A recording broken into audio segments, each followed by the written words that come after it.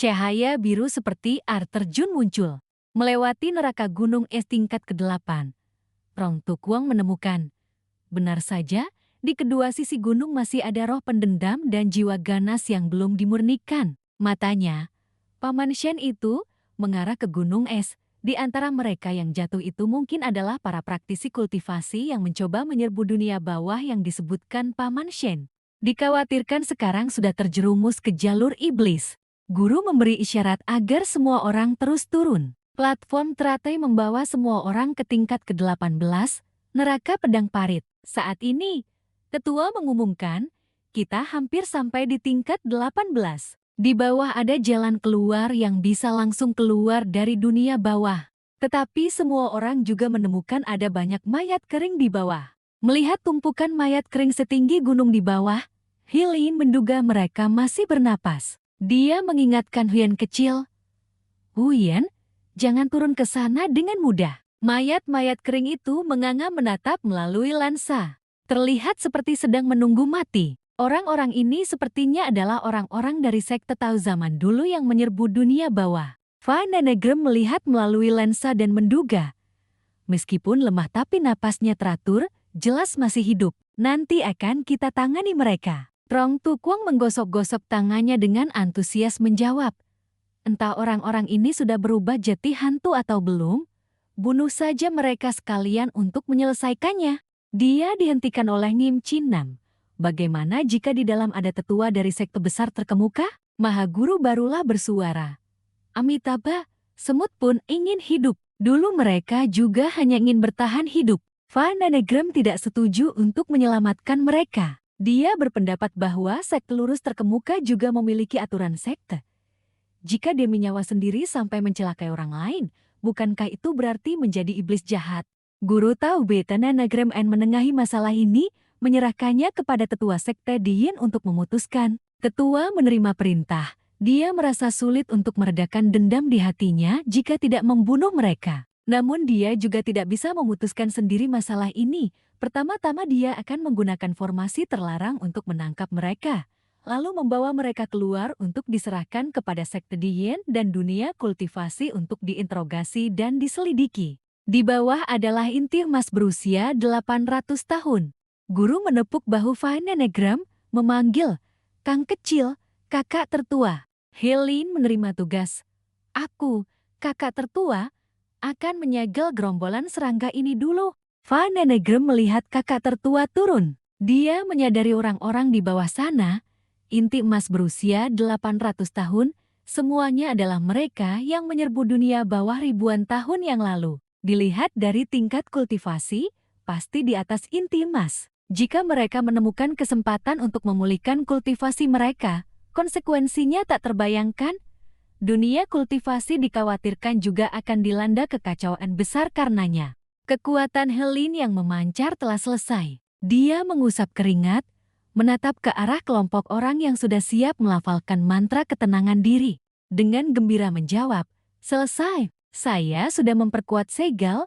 Kultivator di bawah alam pembentukan fondasi tidak akan bisa keluar. Lagi pula, rambut saya belum berubah warna, belum sampai terjerumus ke jalur iblis, kan? Kang Wontu menoleh dan berkata, Maha Guru, mohon bawa para tetua ini naik duluan. Setelah itu, dia menoleh dan bertanya pada tetua kedua, bagaimana cara memecahkan batasan 18 tingkat neraka di bawah? Tetua itu menjawab, saya punya mantra. Mohon kalian semua tunggu sebentar. Orang yang berdiri di tengah teratai mulai mengaktifkan formasi mantra. Cahaya biru menembus ruang, dan sebuah jembatan muncul di lingkaran Bagua. Tangga spiral pun terbentuk. Ruong Tang melihat. Melihat semua ini, dia tidak tahu apa yang ada di 18 tingkat neraka di bawah. Apakah itu situasi di mana gadis mayat bertarung hebat dengan semacam monster tak dikenal? Atau apakah gadis mayat itu meledakkan kekuatan abadinya yang tak terkendali? Atau kemungkinan lain, formasi mantra yang sedang diaktifkan tiba-tiba berhenti di tengah jalan. Melihat hal itu, Zikuang bertanya dengan ragu. Macat, ini juga bisa rusak. Para makhluk abadi ini tidak becus. Tapi Zhang Nan juga menduga. Mungkin karena neraka terus bergetar sehingga memengaruhi tempat ini. Coba tarik saja. Dua orang, satu putih satu hitam, berjalan menuju pusat formasi mantra sambil menariknya secara bersamaan. Pintu terbuka, dan ternyata cara manual berhasil. Daes Master Batman memerintahkan, "Saya turun duluan untuk melihat." Semua orang menahan napas menunggu. Semakin turun, Daes Master Batman semakin terkejut. Tak disangka ada energi esensi semurni ini. Mungkinkah di bawah adalah alam abadi? Mok Wan Huyen di atas merasakan sedikit petunjuk. Dia menarik baju Fu Hongtang. Gadis abadi itu memberi isyarat agar cepat pergi. Fu Hongtang segera mengerti bahwa gadis abadi itu sedang mengingatkan mereka. Dia buru-buru berteriak, "Guru, cepat keluar dari sana. Cahaya abadi akan meledak." Melihat kedua murid itu ingin turun menyelamatkan gurunya, kakak Zai Lian terpaksa menahan Fu Hongtang dan Mok Wan Huyen. Dia memarahi, "Apa yang kalian bodohi? Apa kalian mau mati masuk ke sana? Cepat lari!" Kekuatan cahaya abadi terlalu besar, menyebabkan keretakan kecepatan tinggi. Fu Hongtang mengulurkan tangan ingin menyelamatkan guru dan yang lainnya. Tapi dia hanya bisa bertanya tanpa daya pada kakak. "Bagaimana dengan guruku dan para senior?" Zai Lian mengepalkan tangan, mengingatkannya untuk diam. "Sekarang, selamatkan sebanyak mungkin." Dari tingkat 18, dia menerobos ke tingkat 17 neraka setan batu. Retakan semakin dekat. Dia semakin harus berusaha menerobos, melawan arus naik ke tingkat 16 neraka gunung api. Tetapi cahaya abadi tetap meledak dengan dahsyat, membuat Zai Lian mengumpat, Sialan, belum selesai juga." Satu lapisan pertahanannya sudah terkena. Fu Hongtang dan Mok Wan Huyen khawatir melihat kakak mereka yang kesakitan menerobos keluar. Akor rubah Zai Lian sudah berayun lemah. Dia berkata kepada kedua orang itu, "Kekuatan spiritualku sudah terlalu banyak digunakan. Sepertinya tidak bisa mengendalikan, tidak bisa lagi menahan sifat iblisku. Aku akan dirasuki iblis." Ledakan cahaya abadi hanya bisa bertahan sebentar. Setelah berhenti, "Kalian cepat lari, jangan pedulikan aku. Jika saya bisa selamat keluar." Ketika Zai Lian hampir putus asa, Fu Hongtang tiba-tiba teringat gadis abadi dengan kekuatan yang murni. Gadis abadi itu pernah berkata bahwa kekuatan yang murni dapat membantu Zai Lian. Dia memutuskan untuk mencoba. "Kakak, jangan menyerah. Bekerja sama denganku, aku akan membantumu menekan sifat iblismu." Saat ini, Zai Lian masih menggoda Fu Hongtang. "Kamu hanyalah air, aku adalah rubah abadi." Zai Lian yang menggemaskan dan cantik itu memandangi aliran lahar yang menyembur dari gunung berapi. Fu Hongtang percaya bahwa roh jahat dan hantu pendendam di tingkat ini telah diusir oleh cahaya abadi. Tidak tahu bagaimana keadaan guru dan yang lainnya. Setelah Zai Lian kembali normal, dia meregangkan tubuh dan menguap panjang. Tak disangka Fu Hongtang kecil ini, tapi benar-benar bisa menekan sifat iblisku. "Kenapa tidak dari tadi?" Mok Wan Huyen menulis pesan menjelaskan. Gadis abadi berkata kekuatan yang murni menekan semua sifat jahat dan sifat iblis. Apa kalian tidak tahu hal ini? Fu Hongtang merenung. Master Zen Santong sebelumnya tidak pernah menyebutkannya. Dia juga tidak tahu apakah dia bisa membantu kakak. "Saya bukan hanya tahap pil kosong kecil." Semua orang melihat Mok Wan Huyen terus menulis pesan. Kali ini adalah kata-kata dari gadis abadi. Ledakan ini hampir sepenuhnya ditekan olehnya. Tetapi bisa runtuh kapan saja, dia butuh bantuanmu. Guru sementara baik-baik saja, hanya terdorong keluar dari 18 tingkat neraka, sebagian besar orang terluka parah. Beberapa ledakan cahaya abadi sebelumnya disebabkan oleh segel roh bumi yang hampir pecah. Hal ini membuat Fu Hongtang teringat akan segel roh bumi. Itu adalah salah satu dari 3 segel langit, bumi, dan manusia. Para dewa istana surgawi menggunakannya untuk menekan energi esensi bumi. Artinya, ledakan energi abadi baru-baru ini bukan disebabkan oleh gadis abadi. Sebaliknya, karena gadis abadi selalu menekan segel roh bumi, maka neraka kecil belum meluap ke dunia manusia secara langsung. "Oh, jadi begitu. Tapi tentang ini, apa yang bisa kita bantu?" Begitu selesai bicara, Mok Wan Huyen tiba-tiba mencium Fu Hongtang. Ketika dia pergi, niatnya sudah jelas. Dia ingin pergi membantu gadis abadi itu. Wong Tang juga tidak mengerti. Kakak seperguruan ingin pergi membantu gadis abadi itu, lalu ciuman ini maksudnya apa? Zai Lian memandang Wong Tang yang kebingungan, bertopang tangan menganalisis. Gadis abadi itu selalu memanggil kalian ke sana, mungkin terkait dengan tubuh inkarnasi makhluk abadi kalian. Tapi sekarang jalan menuju 18 tingkat neraka telah hancur. Saya akan membawa kalian turun agar rencana bisa dilanjutkan. Zai Lian memberi isyarat kepada Wong Tang untuk terus menyalurkan kekuatan yang murni padanya. Ketiga orang itu segera berangkat, kembali ke tingkat 18. Tidak lama sebelumnya, saat cahaya abadi meledak di sekte tersembunyi bumi, seorang gadis abadi muncul di pintu masuk. Dia bergumam, "Yang mulia alam bawah tanah, batu reinkarnasi, sagel roh bumi. Saya sudah melihat semuanya." Gadis abadi itu segera mengulurkan tangan ke arah Qian Lin. Qian Lin terkejut, memanggil, "Ibu." Dia tetap mempertahankan ekspresi lembutnya dan berkata, "Maaf Qian Lin, saya ibumu tapi juga bukan ibumu." Lalu dia memeluk putrinya dan bercerita, "Qian Lin, anakku, sekarang kamu juga harus kuat. Jika neraka kecil meluap ke dunia manusia, negara Great Wall akan menderita malapetaka yang mengerikan. Mau tidak mau, sekarang kamu harus menerima takdir ini." Mendengar sampai di sini, Qian Lin sudah meneteskan air mata saat ibunya terus bicara. Sederet pakaian abadi telah muncul di belakangnya. "Jika kamu ingin menyalahkan, maka salahkan kami yang terlalu kejam." Qian Lin masih ingin bertanya pada ibunya. Tahun itu, ayah benar-benar melukai ibu karena berlatih kultivasi. Dia mendengar jawabannya, "Anak bodoh, mana mungkin.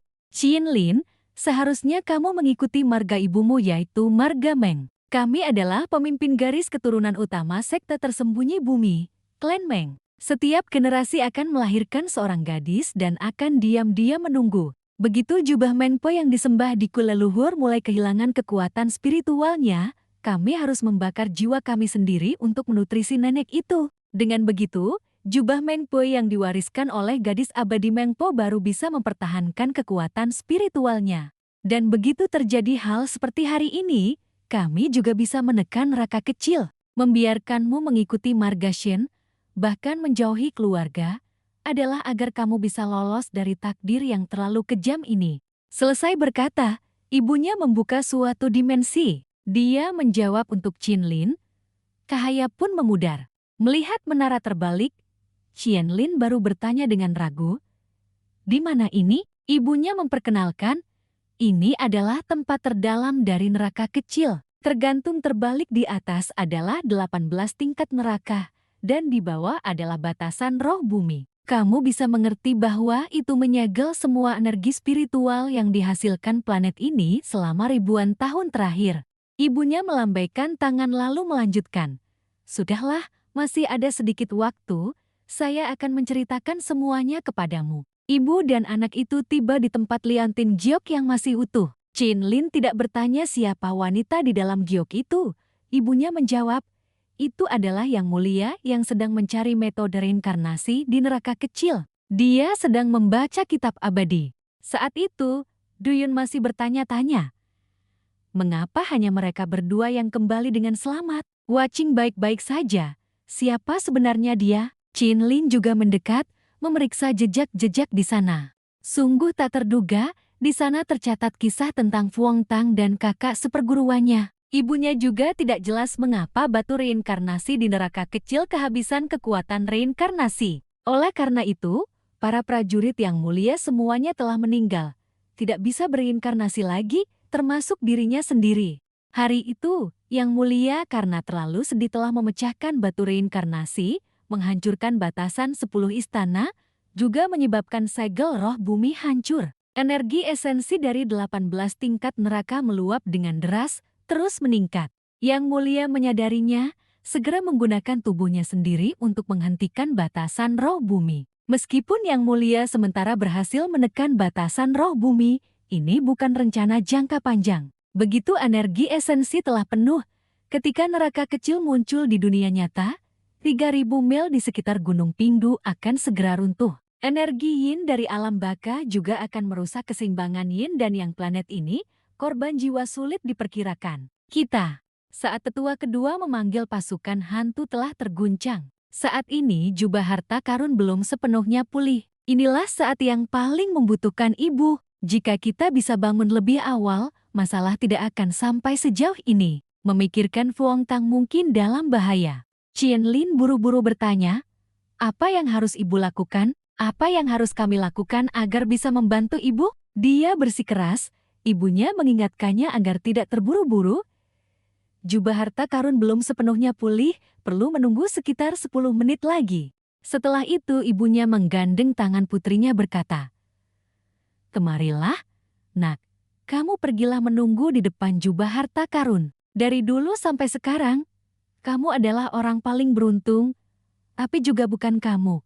Kamu juga orang yang paling tidak beruntung. Kemarilah, ibu akan membimbingmu." Keduanya tiba di depan jubah harta karun. Qian Lin tidak bisa menahan diri untuk bertanya, apa yang harus aku lakukan?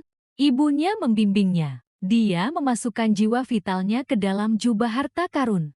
Saat ini dia baru mengerti, aku harus mati di sini. Dua baris air mata ibunya menetes, mengangguk. Benar, sama seperti kami. Tapi kekuatan jiwa kami akan berubah menjadi batasan. Nanti kamu akan menguasai semua yang ada di jubah harta karun, jadi kamu tidak akan menghilang karenanya. Ini juga satu-satunya kompensasi yang bisa kami berikan untuk keturunan kami. Sebilah pedang terangkat, sebuah jiwa mengemban misi suci. Dari markas besar terdengar laporan. Para pendeta tahu, Angontu telah menemukan seluruh tim penyelamat dan kembali. Sungguh bagus. Tepat saat ini, telepon pemimpin sekte Shen berdering. Dia melihat itu nomor Qian Lin dan segera mengangkat. Halo, nak. Putrinya tersenyum dan berkata kepadanya, selama bertahun-tahun aku mengatakan banyak kata-kata yang menyakitkan padamu, ayah tidak pernah memarahiku. Pemimpin sekte Shen bertanya dengan ragu, Qian Lin, kenapa kamu tiba-tiba mengatakan hal-hal ini? Suaranya lembut seperti bulu menjawab, hanya aku yang bisa pergi untuk menekan alam baka. Kan, dia buru-buru mencegah. Siapa yang memberitahumu hal-hal ini? Jangan lakukan hal bodoh. Pakaian itu palsu. Qian Lin, jangan. Dia sudah berkata. Qian Lin selesai mendengar kata-kata yang perlu disampaikan melalui transmisi suara. Suara ibunya semakin sedih. Nak, maafkan aku. Setidaknya kita pernah menjalani hidup yang panjang, sedangkan kamu belum sempat mengalami apa-apa. Qian Lin memandang cahaya jubah harta karun menjawab, tidak, ibu. Selama 20 tahun lebih ini aku tidak. Sekarang aku juga hidup dengan sangat bahagia. Ibunya membimbing. Kenakan jubah ini, kamu akan kehilangan semua emosi untuk jangka waktu yang sangat lama. Jika tidak, jiwamu tidak akan tahan dengan kekuatan ini. Sekarang, apakah kamu masih punya sesuatu yang disesali? Pedang di leher, setetes darah segar mengalir. Dia merasa pertanyaan ibunya membuatnya teringat seseorang. Jika bicara penyesalan, mungkin pernah ada, sekarang sudah tidak terlalu menyesal lagi. Jika saat itu aku bisa secara aktif mengungkapkan perasaanku pada Fuang Tang. Musim panas itu, mungkin akan ada sebuah kisah yang sangat indah di pihak Helin. Dia akhirnya membawa kedua muridnya kembali ke lantai 18 neraka Gunung Pedang. Para iblis masih menyerbu keluar dengan mata melotot galak, tetapi semuanya mundur ketakutan oleh aura tajam Helin. Saat mendarat, tanah sudah ambles menjadi lubang yang dalam. Fangu buru-buru menopang Helin. Kakak Lin, kakak, cepat pulihkan diri, aku akan membantumu menekan energi iblis. Saat ini, dia melihat para zombie di sekitarnya sedang mendekat. Mereka mengancam dengan suara seram. Darah esensi, aku pasti harus menghisap kering darah esensimu, merebut tubuhmu. Kalian dan tubuhku sudah hampir mengering. Makan iblis rubah ini, kekuatan kita pasti akan meningkat pesat. Helin, yang baru saja pulih sedikit energi spiritual, diprovokasi oleh mereka hingga menggeram. Dia meledak dan menyatakan, kalian berdua, cepat pergi bantu Dewi Langit itu menstabilkan segel bumi spiritual. Ingat baik-baik, dia mengira dirinya adalah reinkarnasi dewa. Dia pasti bisa melakukan hal-hal yang tidak bisa dilakukan orang biasa. Melihat dia bersungguh-sungguh melaksanakan rencana itu, Fai Mu pun membawa Xiao Huyan pergi. Dia berpesan dengan perhatian. Bilang pada kakak agar hati-hati. Helin berubah menjadi iblis rubah. Kedua matanya merah menyala, berteriak keras. Kalian pikir kalian berani menyentuh Xiao Fangmu dan Xiao Huyan? Iblis rubah 1000 tahun berhasil bangkit, membuka jalan agar Fangmu bisa pergi, menuju semakin dalam ke bawah. Dia mengingatkan kakak seperguruannya. Cepat gunakan kekuatan, kita sudah hampir sampai. Di sampingnya ada 2 iblis yang lolos, dia segera merasakan bahaya. Celaka, Xiao Huyan berbalik menggunakan teknik besar untuk menahan serangan mereka. Kedua iblis itu sangat ganas, hampir saja menghancurkan pertahanan besar. Hingga Xiao Huyan tidak sanggup menahan lagi, dia memuntahkan darah dan jatuh bebas, lalu Fangmu menopang kakak seperguruannya. Mengamati situasi dengan cemas, dia berkata, ada banyak iblis jahat dari lantai 17 dan 18 yang kultivasinya jauh melampaui inti emas. Menghadapinya secara langsung, kita berdua, meskipun bersatu, belum tentu bisa menahan. Sekarang kita hanya bisa terus maju, lari dari mereka. Ketika hampir tiba di tempat tujuan, dunia bawah memancarkan cahaya dari sesosok dewi senior, dia langsung terbang ke bawah. Tidak ada yang menjawab. Mungkinkah dewi itu karena menekan segel bumi spiritual sehingga tidak bisa bergerak? Fai Mu akhirnya harus menyingkirkan kedua iblis jahat ini terlebih dahulu, baru memikirkannya nanti, begitu saja langsung melesat ke bawah. Fai Mu berbelok ke kiri, membuat kedua iblis jahat itu tiba-tiba kehilangan jejak. Di atas sudah ada beberapa iblis jahat yang menyusup ke ruang ini. Fai Mu membawa Xiao Huyan berlindung sementara di hutan. Dia berpesan pada kakak seperguruannya. Kakak jangan gegabah, kakak cepat pulihkan luka. Aku akan menggunakan teknik gerakan untuk membantumu sementara waktu. Kita langsung menerobos ke gunung batu untuk membantu dewi itu. Xiao Huyan segera berdiri setelah pulih.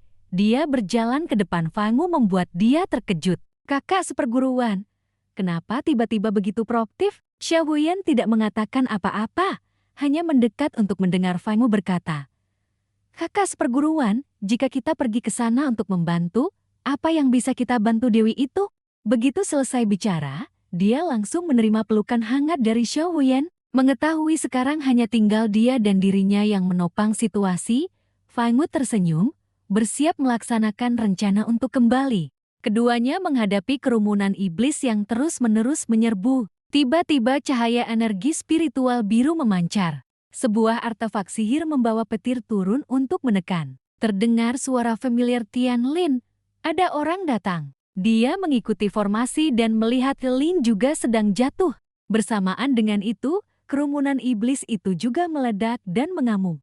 Tian Lin mengangkat tangan menunjuk ke segala arah. Roh jahat pengumpul jiwa di dunia bawah yang berbuat jahat tidak bisa dimaafkan. Perintahkan roh jahat dan jiwa ganas menjadi abu. Semua roh jahat dihantam petir dunia bawah hingga hancur berkeping-keping. Melihat pemandangan ini, Fai Mu teringat bahwa Helin masih ada di dalam. Dia berkata dengan cemas, gawat, saat ini kakak sedang diambang kerasukan iblis, tidak bisa membedakan musuh. Saya, senior, mohon berbelas kasih. Tian Lin mendengar perkataannya, hanya dengan lembut menyentuh dahi iblis rubah itu, membuat dia segera pulih ke kondisi semula. Kekuatan spiritual ini sungguh jarang terlihat. Setelah itu, untuk membantu Helin pulih, Tian Lin mentransfer energi spiritual kepadanya, agar dia turun untuk beristirahat. Fang Nu dan Xiao Huyan sudah tiba di depan Tian Lin. Dia terkejut menyadari bahwa orang di depannya adalah kakak kelasnya. Tian Lin tidak mengatakan apa-apa, mengerutkan kening dan pergi. Melihat penampilannya, Fang Nu pun menarik Xiao Huyan. Xiao Huyan, mari kita ikuti saja. Ada kakak di sana, mungkin tidak perlu bantuan kami lagi. Sosok abadi yang bijaksana, kakak kelas ini mungkin berhubungan dengan dunia bawah, tidak hanya bisa menyelesaikan jiwa-jiwa ganas itu, bahkan bisa dengan mudah mengendalikan roh setengah dewa yang melampaui alam dewa. Kekuatan ini pasti juga di tingkat dewa. Ada kakak di sana, situasinya pasti sudah stabil 90%. Sebuah ledakan besar lagi bergemuruh turun dengan kuat. Dia terpukul mundur, keduanya mengagumi, selesai sudah. Tian Lin berputar beberapa kali baru berhenti. Dia membungkuk hormat berkata, Mohon Yang Mulia memaafkan. Dufan yang berada di dalam menara hati berkata, tidak apa-apa. Garis keturunan dirimu diwarisi dari klan Meng dari dunia bawah, memang bukan untuk mengikuti jalur dewa perang. Terlebih lagi, kamu hanya mengandalkan pakaian surgawi jiwa Yin untuk menarik kekuatan dunia bawah kecil sehingga bisa melawan dewa sejati, tidak berarti kamu sudah memiliki kekuatan dewa sejati. Fangu melangkah mendekat. Dia mendengar klan Meng, mungkinkah Meng Po? Dufan melihat dia berdiri di tepi jurang lalu memanggil, Wahan, kemari minta maaf. Bencana ini disebabkan olehku, masih perlu bantuan. Tidak tahu mengapa sebelum Yang Mulia masuk ke dunia bawah, segel bumi spiritual sudah dalam keadaan runtuh. Hanya mengandalkan penekanan 18 tingkat neraka, masih tidak ada energi primordial yang meluap keluar. Ini tidak terlalu berhubungan dengan Yang Mulia. Dufan mengingatkan, waktu tidak banyak lagi, jangan bicarakan hal-hal ini lagi. Maka dia memutuskan untuk terbang ke atas. Dufan membuka mata melihat orang di depannya lalu bertanya, siapa kamu? Fangu menjawab, senior, kita pernah bertemu. Dufan langsung mengabaikan jawaban ini, dia menekankan, aku tanya, siapa kamu di kehidupan sebelumnya? Fangu juga dengan berani menjawab, kehidupan saya sebelumnya mungkin bukan dewa. Senior, apakah senior terpengaruh oleh segel bumi spiritual? Dufan tidak terlalu yakin, hanya ingin mengambil risiko dan mencoba. Fangu ragu, bagaimana caranya mencoba? Belum selesai bicara, Xiao Huyan sudah dengan kuat mendorongnya ke belakang. Fangu tiba-tiba terdorong terbang, dia khawatir akan keputusan kakak seperguruannya. Mengetahui dia tidak akan membiarkan dirinya jatuh ke dalam bahaya. Tapi bagaimana mungkin Fangu membiarkan kakak seperguruannya berkorban? Dia menggunakan roh pedang untuk melilitnya. Xiao Huyan tidak menyangka dia melompat ke bawah. Lalu ditarik kembali oleh Fangu. Dia ingin meronta tapi tidak bisa lepas, hanya bisa terikat oleh niat pedang. Kali ini Fangu melakukannya dengan sangat yakin, mendorong Xiao Huyan sejauh mungkin. Dua aliran air mata Xiao Huyan mengalir deras. Dia tidak ingin melihat akhir yang akan ditanggung oleh Fangu. Dia menatapnya. Dasar matanya penuh dengan cinta paling murni, tanpa perlu kata-kata. Keduanya saling memahami. Fangu kembali ke altar, berpikir meskipun kakak seperguruannya tadi sempat memukulnya satu pukulan. Juga menggunakan kekuatan yang pas, takut melukai dirinya. Sementara dia sendiri saat merencanakan sesuatu untuk kakak seperguruannya tidak segan membiarkan dia terluka. Mengetahui apa yang akan dilakukan Fangu selanjutnya, Tianlin hanya bisa berkata, Fuong Tang, kamu jangan lakukan itu. Fungi sudah mencegah tindakannya. Apa yang akan terjadi, akan terjadi. Fangu di bawah altar sebelum turun sudah meminta bantuan Tianlin. Kakak kelas, nanti bantu saya membawa kakak seperguruan keluar. Putri Yang Mulia di bawah sana sepertinya juga tidak terlalu yakin. Dufan ragu. Kamu tahu apa yang ingin kulakukan? Fangu melompat turun dan menjawab, kamu membiarkan kakak seperguruan di sini hanya ada dua kemungkinan. Pertama, bisa sementara membantumu memulihkan kultivasi kehidupan sebelumnya. Dari tindakan kakak seperguruan tadi, sepertinya kemungkinan ini sudah dikesampingkan. Kedua, ingin meminjam tubuh orang lain, dalam waktu sesingkat mungkin meledakkan kultivasi Dewi Langitmu, lalu menerapkan segel baru. Terakhir kali bertemu, di antara alis kamu membawa aura kematian.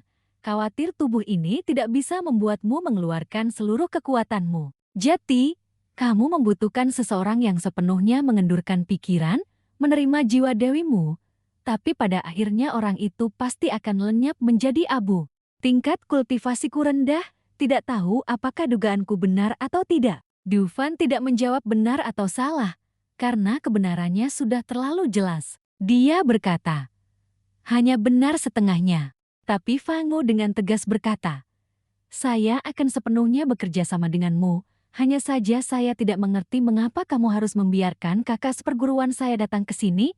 Orang lain tidak boleh. Dufan menjelaskan, saat ini Meng Po hanya tinggal tubuh spiritual. Jika saya gagal, masih membutuhkan dia untuk membereskan kekacauan. Sementara orang lain, asalkan di dalam hati memiliki sedikit saja pikiran yang tidak murni, maka setengah harapan itu juga tidak akan berhasil. Tapi kamu juga akan menjadi bahan tertawaan. Ini adalah tanggung jawab saya sebagai seorang dewa. Aku tahu kamu bisa melakukannya seperti Han. Tapi kamu tidak perlu. Kakak seperguruan, aku tidak perlu mati karena ini. Cobalah untuk berkultivasi. Fangu tidak berpikir begitu, dia membantah. Kalau begitu, kakak seperguruan, saya bisa mati karena ini. Sekarang, biarkan saya, seorang manusia biasa, memilih apakah saya atau kakak seperguruan. Perkataan ini membuat Xiao Fan tersenyum tanpa menjawab. Siapapun itu, dia akan tetap melaksanakan rencananya. Fangu bersiap untuk merelakan tubuhnya, memasuki kondisi penerimaan jiwa abadi. Dia bahkan merasa beruntung karena belum pernah menyatakan perasaannya pada kakak seperguruannya. Setidaknya kakak seperguruannya tidak akan terlalu sakit hati nantinya. Tangisan Pilu Tianlam masih bergema di tepi jurang. Xiao Fan mengarahkannya untuk menenangkan pikiran, menyebarkan energi spiritual. Jangan melekat pada hidup dan takut mati. Fangu justru merasa, apa yang perlu ditakuti? Kehidupan ini awalnya adalah anugerah surga, dibandingkan dengan kematian sia-sia di kehidupan sebelumnya. Kali ini ia bisa menukar dengan nyawa kakak seperguruannya. Guru, istri guru, ayah ibu, Xiao Yao, dan juga teman-teman yang telah berjanji untuk pergi ke Pulau Abadi bersama. Baiklah, mari kita lakukan. Jika takdir tidak tiba, sebentar lagi aku akan menjadi debu, tanpa kesempatan untuk berinkarnasi. Aku tidak bisa begitu lagi. Mungkinkah surga membiarkanku hidup kembali hanya untuk menunggu hari ini? Fangu menyambut cahaya putih yang menyilaukan. Saat ini menambahkan sedikit kemuliaan pada wajahku mungkin tidak apa-apa. Di luar, Xiao Xuan, kakak seperguruan, juga berteriak sampai suaranya serak. Dia berharap kakak seperguruan bisa lebih mengingat bagiannya, agar bisa hidup abadi bersama. Cahaya terpancar ke segala arah. Hal besar telah selesai. Pedang itu masih tertancap pada jasad Fangu yang telah hangus dan dingin. Keesokan harinya, di pegunungan Fengling, cahaya kembali menyinari. Makam Fangu didirikan. Hoi Qing jangan menyatukan telapak tangan. Amitabha, yang hilang, sudah hilang. Lo Fan Tri mendengar Hoi Qing melanjutkan. Hidup hanyalah ingatan. Ngomong-ngomong, apa maksudnya memberi bunga mawar saat lulus ujian dokter? Tian Chang memeluk sebuket mawar, dengan mata berkaca-kaca menjelaskan. Jangan salah paham bahwa mereka tidak bisa menodai jiwa murni Fangu. Dia hanya merasa bahwa Fangu adalah orang yang ramah, pasti akan menyukai warna-warna cerah seperti itu. Suasana puasa menyelimuti tetapi luka masih terasa. Lo Fan Tri menatap foto almarhum Fangu. Hatinya hancur berkeping-keping. Mereka hampir menjadi pasangan. Tapi saya dengar Paman Shen bilang, saat ini gadis abadi bisu telah menenangkan diri, diam-diam menjaga tempat Fangu berkorban.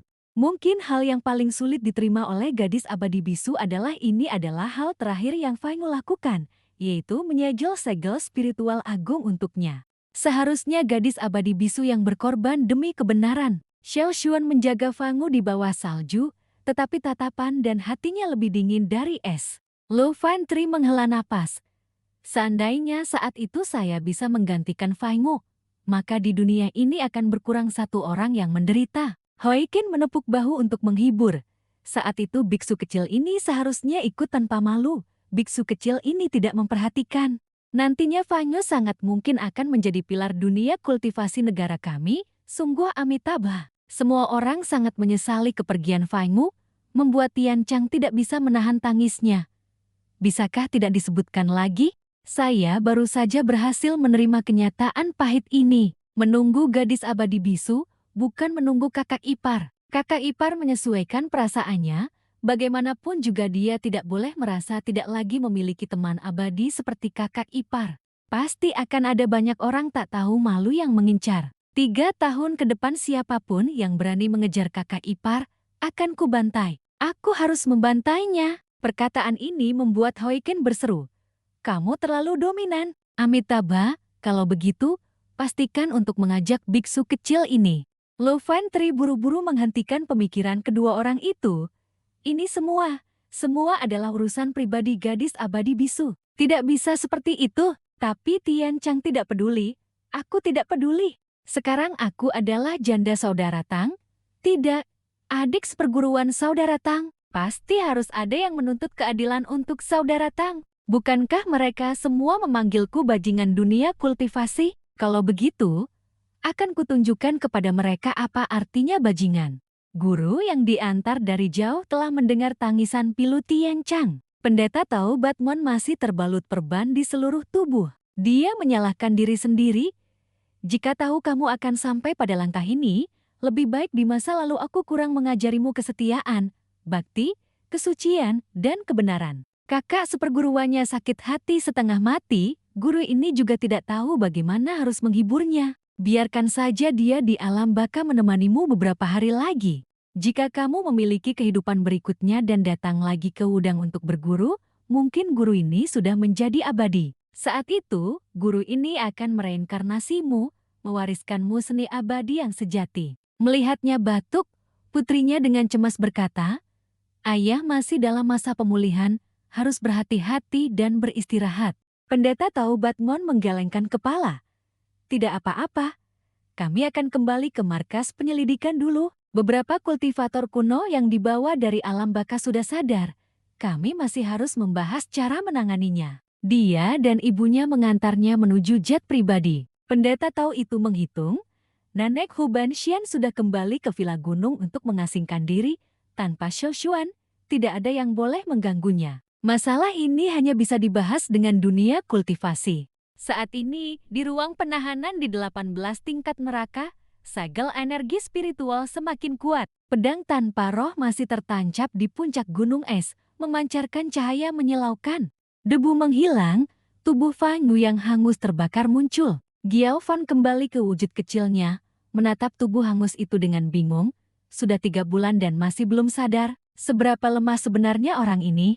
Tepat pada saat ini, pedang tanpa roh. Dari ujung jari Fang Yu, es mulai mencair. Dalam pikirannya, ilham memberitahu, menampung kebajikan yang mengelola semua makhluk dan roh ada di dalamnya. Dia membuka matanya. Fang Yu sepenuhnya merasakan cahaya murni. Hanya dengan mengkultivasi kebajikan dan watak, mengumpulkan tradisi orang bijak, menyatukan semua metode, barulah dapat menjadi kaisar dan mencapai Dao, mencapai umur panjang dan metode, mencapai seni. 2 kata metode Dao, hanya ada mewariskan seni. Inilah formula pedang dari pedang surgawi Ziwei. Akhirnya, tubuhnya yang membeku sepenuhnya mencair. Fang Yu mengangkat tangan melihat dirinya dengan terkejut. Belum mati, Giao Fan kecil duduk di depan meja putar. Mengangguk, mengangguk. Tentu saja kamu belum mati. Fang Yu buru-buru berdiri dan memberi hormat. Terima kasih, Yang Mulia, telah menyelamatkan nyawa saya. Giao Fan mengingatkan, jika kamu ingin berterima kasihlah pada pedang ini, karena pedang ini tidak memiliki kotoran spiritual apapun, lebih cocok daripada kamu untuk menitipkan jiwa abadi. Saya menggunakan waktu sesingkat mungkin untuk memurnikannya, menggunakan jiwa abadi dan pedang itu sebagai pusat formasi, membentuk formasi segel abadi 3 asal untuk menghalangi segel roh bumi. Jadi, kamu tidak perlu mati. Jiwa abadi saya juga tidak akan terkena serangan balik oleh segel roh bumi. Anggap saja semua orang selamat. Meridiannya terputus, inti emasnya hampir hancur. Fang Yu merasakan bahwa kali ini dia benar-benar terluka parah. Namun, platform spiritualnya telah melebar belasan kali lipat, lumayan mendapatkan banyak keuntungan. Giao Fan menjelaskan, luka di tubuhmu hanya disebabkan oleh jiwa abadi saya yang sementara bersemayam di tubuhmu. Tempat ini dipenuhi energi primordial. Kira-kira 2 bulan kamu bisa pulih sepenuhnya. Fang Yu berkata, terima kasih atas bantuan Dewi Abadi. Saat ini, dia baru tersipu tidak berani menatap lurus. Tidak perlu memanggilku Dewi Abadi lagi, namaku Giao Fan. Setelah ini, panggil saja namaku langsung. Perkataan Giao Fan membuat Fang Yu merasa canggung. Bagaimanapun juga, kapan hubungan kita menjadi sakrab itu, sehingga bisa memanggil nama langsung? Lagi pula, cara bicara ini sangat mudah disalahpahami. Giao Fan tahu apa yang dipikirkannya, lalu memberinya peringatan keras. Sejak saya masuk ke dalam tubuhmu, menyatu dengan jiwamu, kamu dan saya sudah memiliki takdir yang tak terpisahkan. Menurut ucapan kalian, di hadapan saya, kamu sudah tidak memiliki rahasia apapun lagi. Sang reinkarnator melihat ekspresi Fang Wu dan tahu dia akan membatu. Oleh karena itu, Giao Fan terus menghiburnya. Tenang saja, rahasiamu akan saya jaga. Lagi pula, sekarang saya sudah tahu siapa kamu. Fang Wu memohon Dewi Abadi Giao Fan untuk menjelaskan. Giao Fan menunduk menjawab, tidak bisa dikatakan, tidak bisa ditunjukkan. Jika di masa depan kamu bisa melangkah lebih jauh, saya akan memberitahumu. Kamu cukup berkultivasi dengan tenang. Bahkan jika ibundamu bertanya, saya tidak akan mengungkapkan rahasiamu. Fang Wu mengerutkan kening berpikir, siapa yang mengajarinya cara bicara menggantung seperti ini? Bahkan pikirannya pun Giao Fan tahu, dia langsung menjawab, ayahandaku paling suka melakukan hal seperti itu, membuat orang gelisah. Aku merasa tidak tenang. Kemampuan membaca pikiran Giao Fan membuat Fang Wu menangis. Begitu, kita sama sekali tidak bisa berkomunikasi. Giao Fan setuju, dia terbang dari podium ke hadapan Fang Wu, menunjuk. Begitu, saya tidak akan bisa mengetahui pikiranmu lagi. Karena untuk menyegel segel roh bumi, saya berubah menjadi wujud spiritual, menyatu ke dalam pedang ini, sekarang saya adalah roh pedangnya. Meskipun itu pedangmu, tapi saya bukan roh pedangmu. Nantinya jika ada cara, tentu saja saya akan pergi. Fang Wu buru-buru. Dia pusing berpikir, apa maksud Dewi Abadi ini? Apakah dia takut aku akan menganggapnya sebagai pelayan? Giao Fan kembali ke podium kultivasi. Dia menjawab, tepatnya, tidak perlu menjadi milikmu. Ketika saya menjadi roh pedang dari pedang ini, saya juga akan melakukan tugas yang seharusnya dilakukan oleh roh pedang. Selain itu, di masa depan jika kamu bisa membantuku menemukan abadi dari istana surgawi, saya juga akan berusaha keras memberimu keuntungan. Sampai di sini, dia hanya perlu dia tenggelam dalam pedang spiritual, mengingatkan Fang Wu. Saya harus fokus memulihkan diri. Kamu pikirkan sendiri cara memberitahu Hakan yang berjaga di luar. Sebelumnya dia mengira kamu sudah mati. Hati Dao yang dingin dalam jangka panjang bukanlah hal yang baik. Meskipun tempat ini sudah saya segel, tapi tidak perlu khawatir. Paling lambat 2000 tahun kami bisa pergi. Fang Wu begitu mendengar angka ini langsung pusing seperti mau pecah. Dia terjatuh di ambang pintu. 2000 tahun. Setelah aku keluar, anak kakak seperguruan sudah bisa berjalan. Oleh karena itu, Fung Tang kembali memohon kepada Du Fan. Bisakah kamu membantuku menyampaikan pesan di pikiranku? Du Fan menolak, karena tempat ini telah saya segel. Kecuali ada seseorang dengan ranah kultivasi lebih tinggi dari saya, jika tidak, pesan tidak dapat disampaikan. Fung Tang berpikir dalam hati. Bahkan Master Agung pun tidak punya cara, apalagi yang bisa kulakukan sendiri? Fung Tang pun semakin putus asa dan kebingungan. Pemandangan dalam mimpinya adalah saat penembusan 2000 tahun kemudian. Fung Tang telah lolos dari pembatasan. Tepat ketika dia melihat keluar, Mok Wan Huyen menyambutnya dengan suara yang familiar. Adik seperguruan mengira dia datang menjemputnya, tapi dia sedang menggendong bayi lucu menatapnya dan berkata, "Nak, itu adalah adik seperguruan Fung. Paman seperguruanmu yang bermimpi di sini." Fung Tang pun terkejut dan terbangun, seluruh tubuhnya basah oleh keringat, rambutnya sudah memanjang. Dia berseru kaget. Ternyata hanya mimpi, syukurlah hanya mimpi. Meskipun terkurung di tempat spiritual, tersegel sehingga tidak bisa keluar, namun energi primordial di sekitarnya 100 kali lebih pekat daripada di luar. Hanya dengan satu pikiran, setiap aliran energi primordial akan membanjiri tubuh Fung Tang. Bisa berkultivasi dalam kondisi seperti ini, bisa dibilang di balik kemalangan ada keberuntungan. Batu spiritual perlahan terisi, retakan semakin berkurang. Roh pedang pun demikian, di bawah energi primordial yang pekat, luka Fung Tang perlahan sembuh. Mungkin karena menyerap terlalu banyak, lautan energi Dao Ogung di tubuhnya telah meluas berlipat ganda. Bersamaan dengan itu, pemahaman spiritual yang mendalam terus mengalir. Menembus baru setelah menyadari, bagi Fung Tang, ini sama saja dengan naik perahu baru membeli tiket. Ini adalah pengalaman yang sangat tidak bertanggung jawab dalam jalur kultivasi. Dia hanya bisa berkata, "Tolong beri saya beberapa kali lagi, saya sangat suka perasaan ini. Setelah menyelesaikan latihan kultivasi ini, Fuong Tang mendengar suara guntur. Mengapa ada suara guntur di dalam tubuhku? Dia menggunakan teknik introspeksi untuk memeriksa dengan penuh keraguan. Jangan-jangan pil emasku sudah sempurna? Ini adalah awan kesengsaraan. Mengapa muncul di dalam tubuhku? Dufan memberitahunya.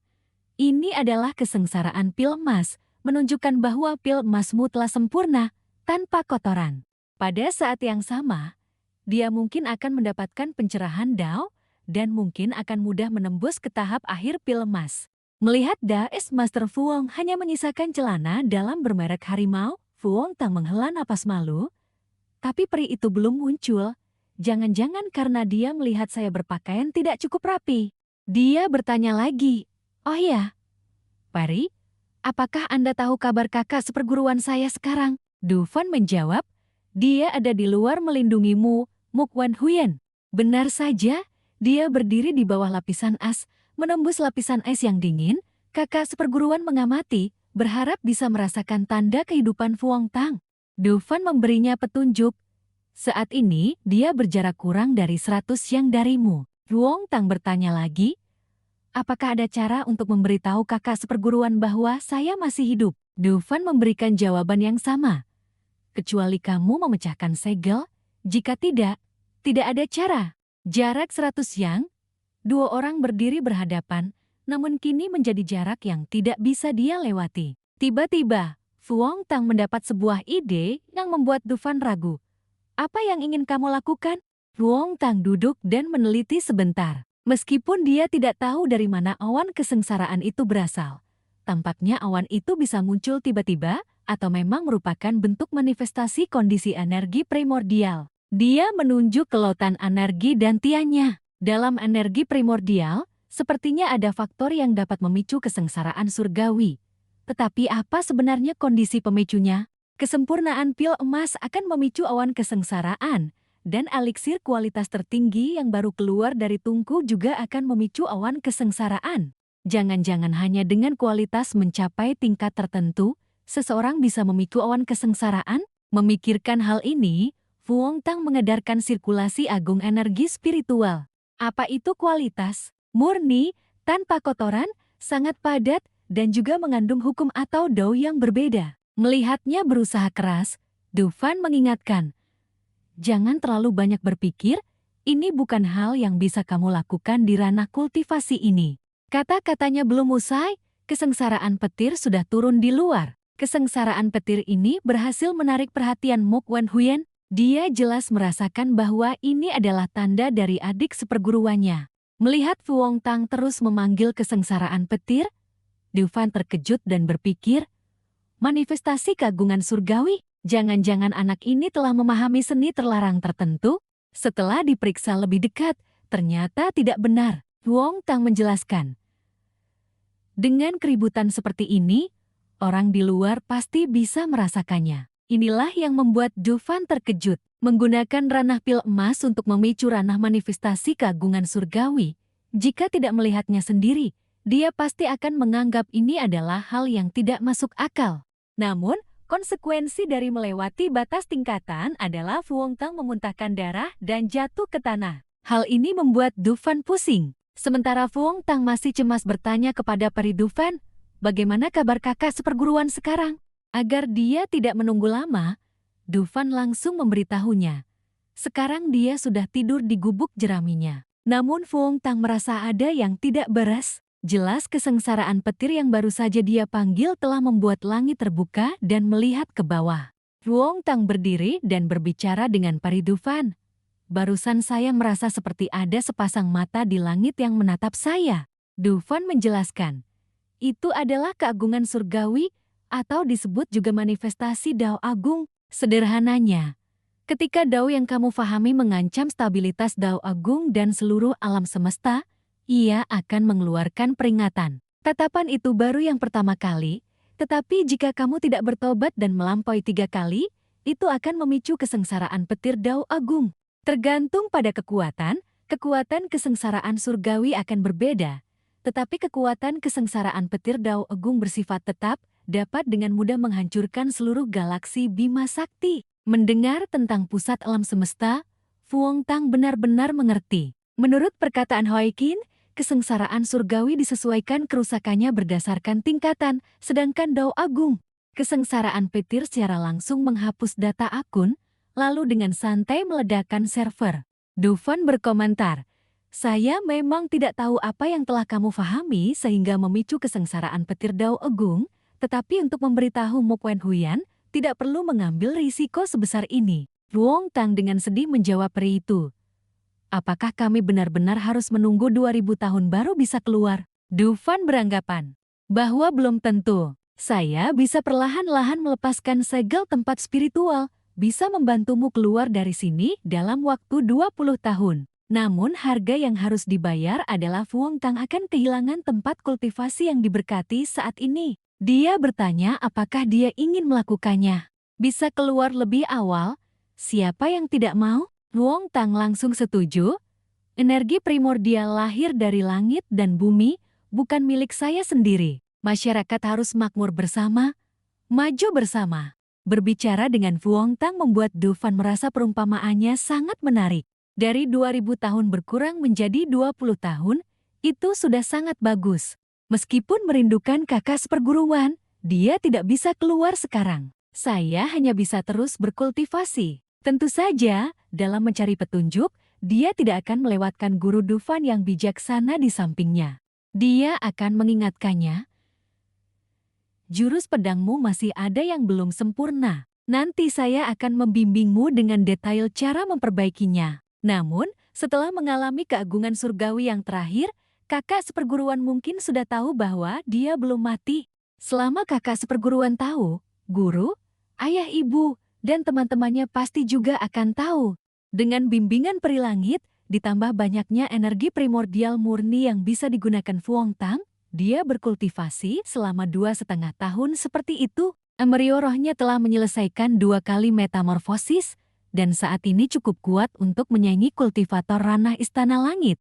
Oleh karena itu, fokus kultivasi Fuong Tang adalah pada pemahaman ranah Dao. Menunggu kesempurnaan agung ranah pil emas, dia akan membuka embryo roh dewa tipis Istana Langit, sehingga membuat Istana Surgawi dan roh ilahi bertemu di Istana Ungu. Fuong Tang akhirnya berhasil jiwanya keluar dari tubuh. Dia pergi ke gubuk kecil, bertemu kakak seperguruan, mengingatkannya untuk menunggunya. Jangan menyerah. Mo Wen Huyan tersenyum lembut dan setuju. 3 tahun kemudian, Fuong Tang terus. Dia berpikir dalam hati, "Inilah istana langitku." Dia perlahan membuka mata. Dufan segera menoleh ke arahnya. "Roh primordial telah keluar dari tubuh. Istana langit telah terbentuk. Kamu telah selangkah lebih dekat menuju keabadian." Dia berseru kaget. "Ah, saya sudah mencapai istana langit?" Dufan mendekat dan bertanya dengan ragu. "Dengan bimbingan saya, ditambah energi primordial murni di sini, apakah menembus ke istana langit memang begitu sulit?" Dia buru-buru tertawa canggung menjelaskan. "Hahaha, saya hanya merasa tidak nyata. Hahaha." Dufan kemudian menjelaskan kepadanya, "Kamu baru saja memasuki ranah istana langit. Kamu harus mengubah embrio roh menjadi kesadaran roh, lalu memelihara roh primordial di istana langit. Tunggu sampai diri sendiri mencapai puncak ranah istana langit, baru ada kesempatan untuk melangkah ke ranah roh bayi. Jangan terlalu sombong." Dia memandang gadis muda cantik di depannya dan berpikir, selama 3 tahun ini, Dufan dan dia bisa dibilang sudah akrab. Cara bicara pun tidak lagi seserius dulu. Kini dia jauh lebih santai, dan topik pembicaraan pun perlahan menjadi lebih ringan. Di sini hanya ada dia, Dufan, dan pedangnya. Yang paling disukai Dufan adalah berbagi informasi menarik tentang dunia dengannya. Saat itu dia juga berkata, leluhur gurunya biasanya ceroboh dan kasar. Jika bukan karena aturan istana surgawi, pasti sudah punya banyak keturunan. Dia tahu semua hal di langit dan di bumi.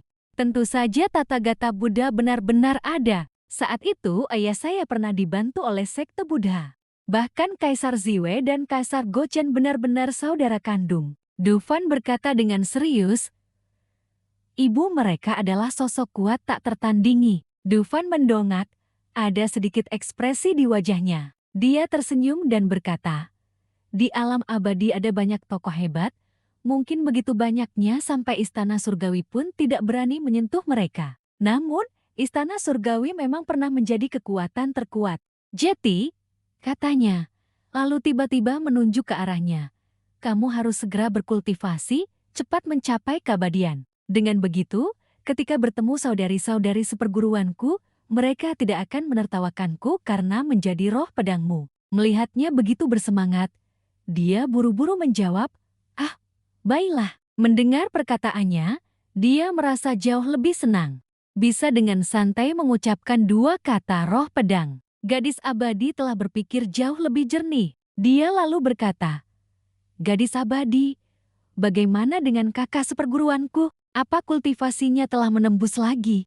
Jiao Yun menutup mata dan merasakan, dia baru-baru ini menembus alam lagi, bisa kapan saja membelah alam surgawi. Wong Tao mengerutkan kening sambil berpikir. Dulu aku tidak sengaja menyebabkan bencana langit. Dan tidak tahu apakah kakak seperguruan menerima sinyalku? Jika dia tahu aku masih hidup, kenapa dia masih di sini dan tidak keluar? Dia masih berpikir Wahan ada di sini. Tetapi perkataan Jiao Yun seperti air dingin yang disiram ke wajahnya. Wah, kan sudah pergi. Hal ini membuatnya tersadar. Dia terjatuh ke tanah, menghela napas kecewa. Kakak seperguruan sudah pergi? Jangan-jangan dunia kultivasi terjadi sesuatu, atau guru dipukuli orang, tapi kemudian dia menghibur dirinya sendiri. Sudahlah, yang penting kakak seperguruan tidak pergi kencan buta. Saat itu, di luar gunung, seberkas cahaya biru melesat lewat.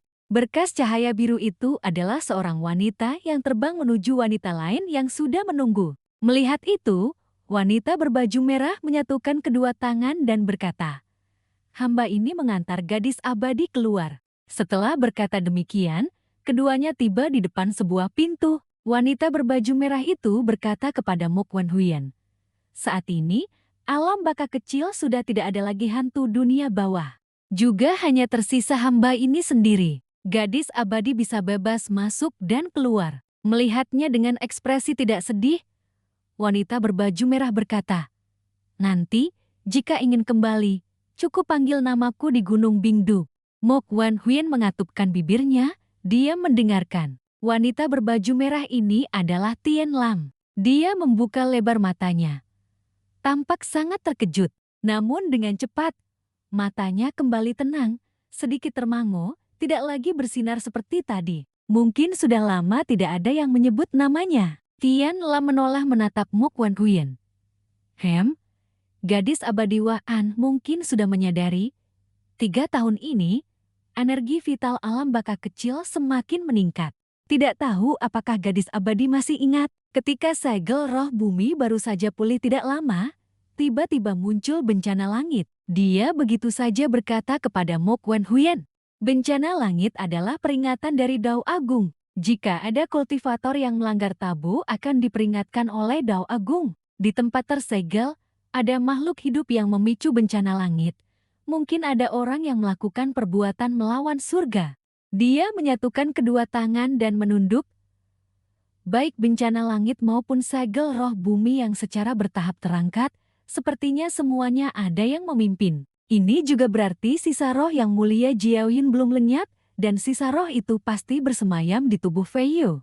Memikirkan sosok Fuong Tang dan Jiao Yun sang pedang abadi, Tien Lam menduga mereka mungkin masih hidup. Mendengar ini, Mok Wan Huyen membuka lebar matanya, penuh harapan. Sulit menyembunyikan kegembiraannya, air mata haru terus mengalir. Sinar matahari menyinari kemana-mana. Patung Fuong Tang diukir dengan sangat indah, berdiri kokoh di antara langit dan bumi. Guru Tang Wontu menyatukan kedua tangan di belakang punggungnya menatap patung itu.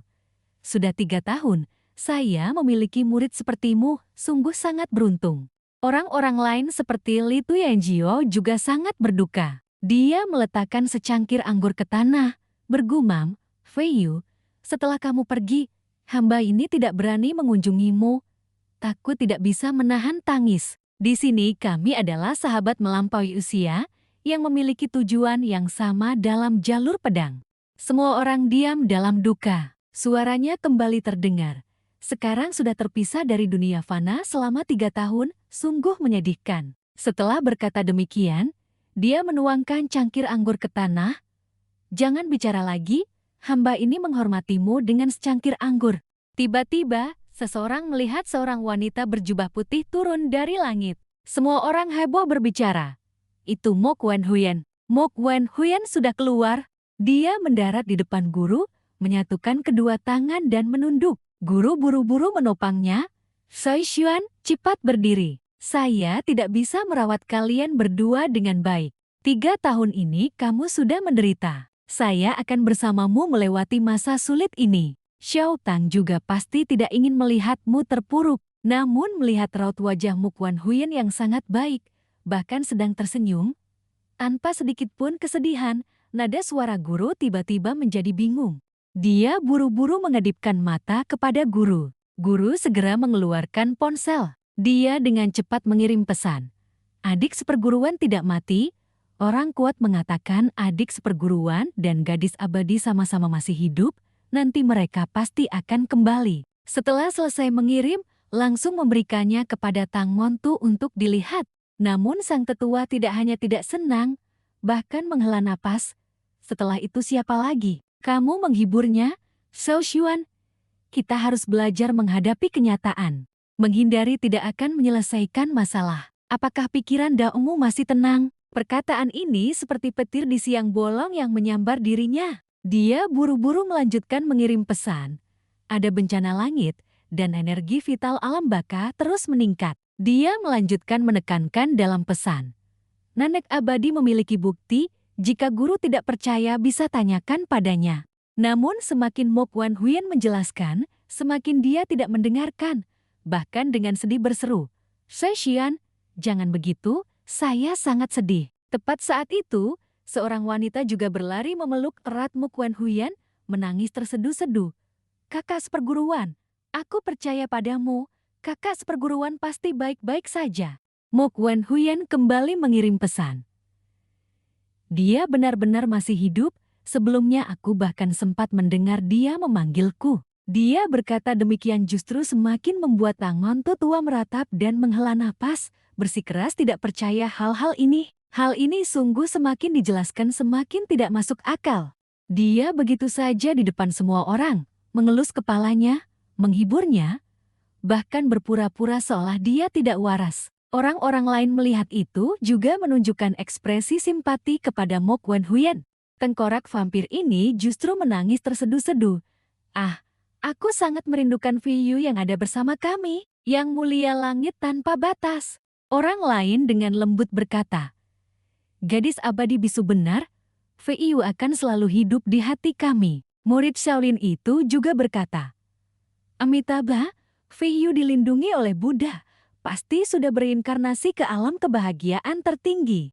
Orang-orang ini semua tidak percaya Mok Wan Huyen, dia menghentakkan kakinya dengan marah. Saat itu, di sebuah pulau di Teluk Laut Timur, tempat peringatan sek kelima Dewa Kekacauan. Gadis bertelinga rubah itu berteriak dengan gembira dan terharu.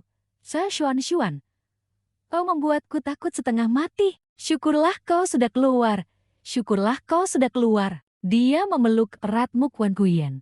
Aku tahu kau keluar, aku langsung terbang mencarimu. Kalau sedih harus diungkapkan, jangan seperti aku yang terjerumus ke jalan iblis. Mok Wan Huyen memegang ponsel dan menjawab pelan.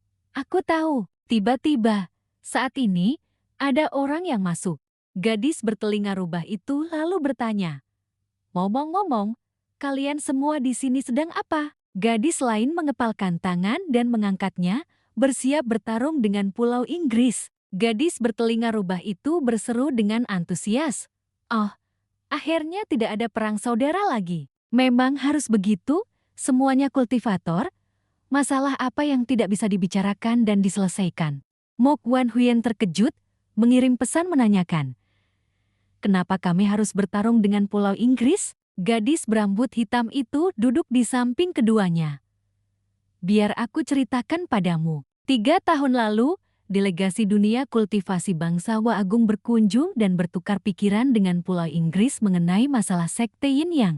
Namun pertukaran itu tidak membuahkan hasil, malah meletus perselisihan. Setelah itu semuanya mulai menumpuk. Sementara itu, negara-negara asing, karena ingin membatasi perkembangan kekuatan bangsawan agung, juga mulai diam-diam mendukung dunia kultivasi Pulau Inggris. Mereka mulai berunding. Meskipun bangsawan agung selalu menahan diri, namun semakin bersabar semakin ada yang menganggapnya mudah diintimidasi. Setahun yang lalu, sebuah stasiun televisi besar di Pulau Inggris justru secara aktif mewawancarai seorang tetua baru yang baru menjabat di Sekte Yin Yang. Ketua ini mulai secara terbuka merekrut pemuda-pemuda berbakat untuk mendukung mereka menapaki jalan kultivasi. Tindakan ini sepenuhnya merupakan provokasi serius, sangat penting bagi jalur kebenaran bangsawan agung. Oleh karena itu, di bawah persetujuan diam-diam pemerintah bangsawan agung, hari itu lebih dari 10 orang Taois datang ke Pulau Inggris. Dalam siaran langsung, telah membunuh tetua itu. Orang tua itu tertusuk pedang di jantungnya. Setelah itu, mereka membuat keributan di tengah kepungan para ahli Pulau Inggris dan akhirnya pergi dengan tenang. Tamparan ini sangat keras, tetapi juga berlipat ganda meningkatkan kemarahan Pulau Inggris terhadap dunia kultivasi bangsawan agung. Setelah itu, kultivator Pulau Inggris terus-menerus memprovokasi Sekte Yin yang semakin banyak mendapat dukungan.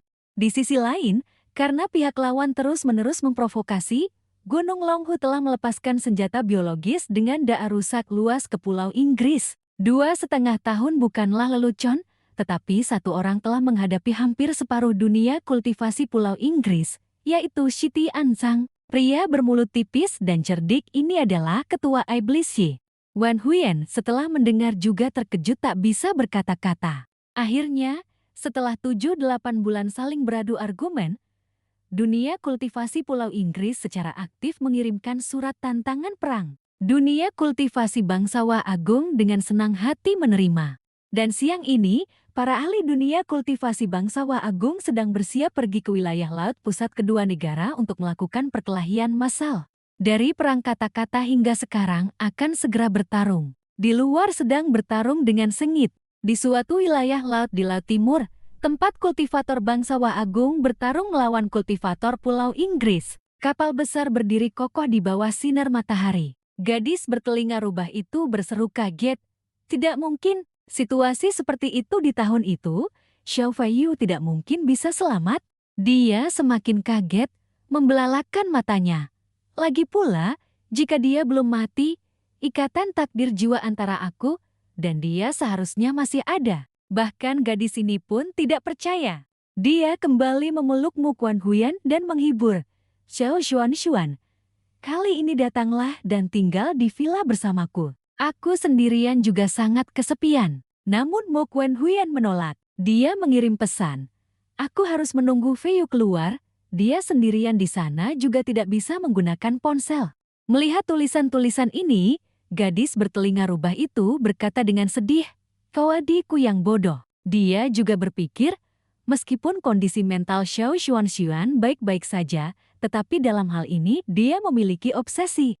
Dia berpikir, mungkin di lautan hati Xiao Xuan telah terbentuk bayangan Xiao Feiyu. Lalu tiba-tiba, 2 tentakel gurita raksasa menusuk kuat dari bawah. Seseorang yang seluruh tubuhnya tertutup berteriak keras. "Senior, hati-hati! Ini adalah makhluk buas di bawah laut yang dipelihara oleh kultivator sesat Pulau Inggris." Mata gadis bertelinga rubah itu memerah, mendesis, segera membentuk lingkaran pelindung berbentuk mata merah yang menyelimuti kedua orang itu. Monster laut juga menghilang di bawah laut dalam. Mo Kuan Huyan tiba-tiba melepaskan diri dari pelukannya. Gadis bertelinga rubah itu melihatnya dan bertanya, "Xiao Xuan, kau mau kemana?" Mo Kuan Huyan berbalik, memamerkan ototnya, tersenyum cerah, "Bertarung." Melihat itu, gadis bertelinga rubah pun tak bisa menahan keringat dinginnya. Ia akhirnya berkata, "Pergilah, jangan sampai terluka. Bagaimanapun juga lawan kita hanya segerombolan kroko." Beberapa menit kemudian, permukaan laut kembali tenang. Tak terhitung bangkai mengapung di atas air. Monster burung putih terbang berputar-putar di langit, pemandangan yang sangat damai. Gadis bertelinga rubah sudah berganti pakaian renang, memegang kelapa, dan memakai kacamata hitam, tampak seperti sedang berlibur. Ia menghela napas. Menji sudah mempersiapkan segalanya selama setengah bulan, tapi hasilnya selesai dalam sekejap. Benar-benar seperti mengisi dua 2 jam, hanya untuk panggilan 3 menit. Ia meletakkan kelapa itu.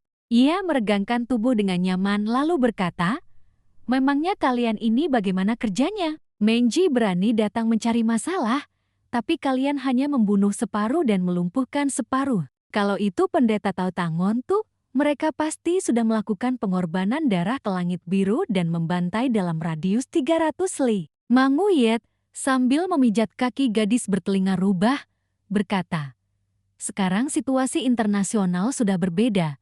Kami harus membangun citra yang damai." Gadis bertelinga rubah dengan mata merah menyipitkan mata, melepas kacamata hitamnya, dan berpikir dalam hati, mengetahui kondisi Huyan-Huyan kecil saat ini di luar tidak sia-sia. Hanya saja ada lubang hitam yang merobek langit dan menuju ke dimensi lain. Gadis bertelinga rubah itu berpikir, mungkin setelah ini, dia akan selalu tinggal di alam bawah kecil. Pada saat ini, Mokwan Huyan telah bertemu dengan Tian Lam. Tian Lam berkata, selama 3 hari setelah Sang Dewi Abadi meninggalkan tuan itu, kecepatan penyebaran energi primordial di alam bawah kecil sedikit meningkat. Sepertinya ada seseorang yang sedang menyelidiki seberapa banyak energi primordial yang dapat ditahan oleh segel, sehingga kecepatan penyebaran energi primordial perlahan-lahan meningkat. Keduanya berhenti di satu titik. Tian Lam berkata, "Saya masih harus kembali untuk mengamati penyebaran energi primordial. Begitu alam bawah mengumpulkan terlalu banyak energi primordial, saya akan bertindak untuk membukanya. Jika Dewi Abadi membutuhkan sesuatu, panggil saja nama saya." Mokwan Huyan tersenyum berterima kasih. Tian Lam menangkupkan tangan dan menunduk. "Tidak perlu." Mokwan Huyan pun duduk bersila di atas es. Melihat tempat ini, ia berpikir, "Adik seperguruan, apa kamu dengar? Aku hanya duduk sendirian di sini, sendirian menunggumu. Kakak seperguruan menunggumu keluar di sini." Di dalam, Vuong Tang juga berlatih keras, baik usia 15 atau 25. Dia berlatih hingga berkeringat deras. Mungkin pada saat yang sama, dia merasakan Mokwan Huyan dengan gigih menunggunya. Ia terus berpikir akan menunggunya keluar. Ia memejamkan mata dalam meditasi, sementara dia berlatih sepenuh hati. Manguyet, keduanya sama-sama menantikan hari reuni. Kami tidak akan pernah berpisah lagi. Setelah itu adalah bagian konten yang tidak terlalu penting. Di kota besar, gedung-gedung tinggi bermunculan berdekatan. Waktu berlalu dengan cepat. 2 tahun setelah pertempuran Lat, Manguyet berlari terburu-buru sambil memegang laporan dan berseru keras, "Pendeta Tao Tangon tuh, Dewi Abadi Bisu telah menolak untuk berpartisipasi dalam tindakan kali ini, tetapi dia telah mengirimi Anda surat." Mendengar itu, Tangon tuh buru-buru menggebrak meja dan berdiri. "Apa? Cepat berikan padaku." Pria tua itu berkeringat seperti hujan saat membaca surat, tegang luar biasa. Ia berpikir, Huyan-Huyan kecil telah mengurung diri di alam bawah kecil selama beberapa tahun. Saya masih ingin mengambil kesempatan ini agar dia bisa keluar untuk menghibur diri. Surat ini jangan sampai menjadi surat bunuh diri. Ia gemetar membuka surat itu. Takut gadis itu berpikir sembarangan. Namun, begitu membaca beberapa kata pertama, ia merasa jauh lebih lega. Surat itu berbunyi, "Penyelamat sudah lelah, penyelamat juga perlu tidur, sungguh tidak bisa bertarung lagi. Bisakah Anda memanggil saya?" Setelah selesai membaca surat, ia menghela napas lega, melipat surat itu lalu berkata, "Menjadi seorang guru memang tidak sebaik menjadi adik seperguruan. Membesarkan anak perempuan pada akhirnya juga harus melepaskannya untuk menikah. Tapi fakta bahwa surat ini bisa terkirim, membuktikan bahwa dia sudah keluar. Jika dia merasa lebih bahagia tinggal di alam bawah kecil, sebagai guru, saya juga tidak bisa memaksanya melakukan apapun.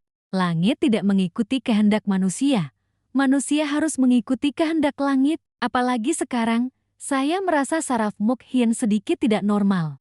Vuong Tang yang berada di dalam pasti juga sangat ingin memberitahukan orang-orang di luar bahwa ia masih hidup. 10 tahun kemudian, setelah perang besar para kultivator Daiwa, di lantai 18 di bawah alam bawah kecil, seluruh tubuh Vuong Tang telah membeku. Di sampingnya hanya ada pedang yang menjadi teman. Dia duduk diam tak bergerak, tubuhnya tertutup satu. Dia perlahan membuka mata, meregangkan tubuhnya dengan kuat, memecahkan lapisan as, lalu berdiri. Dia sudah jauh lebih dewasa, tatapan matanya juga menjadi lebih mantap.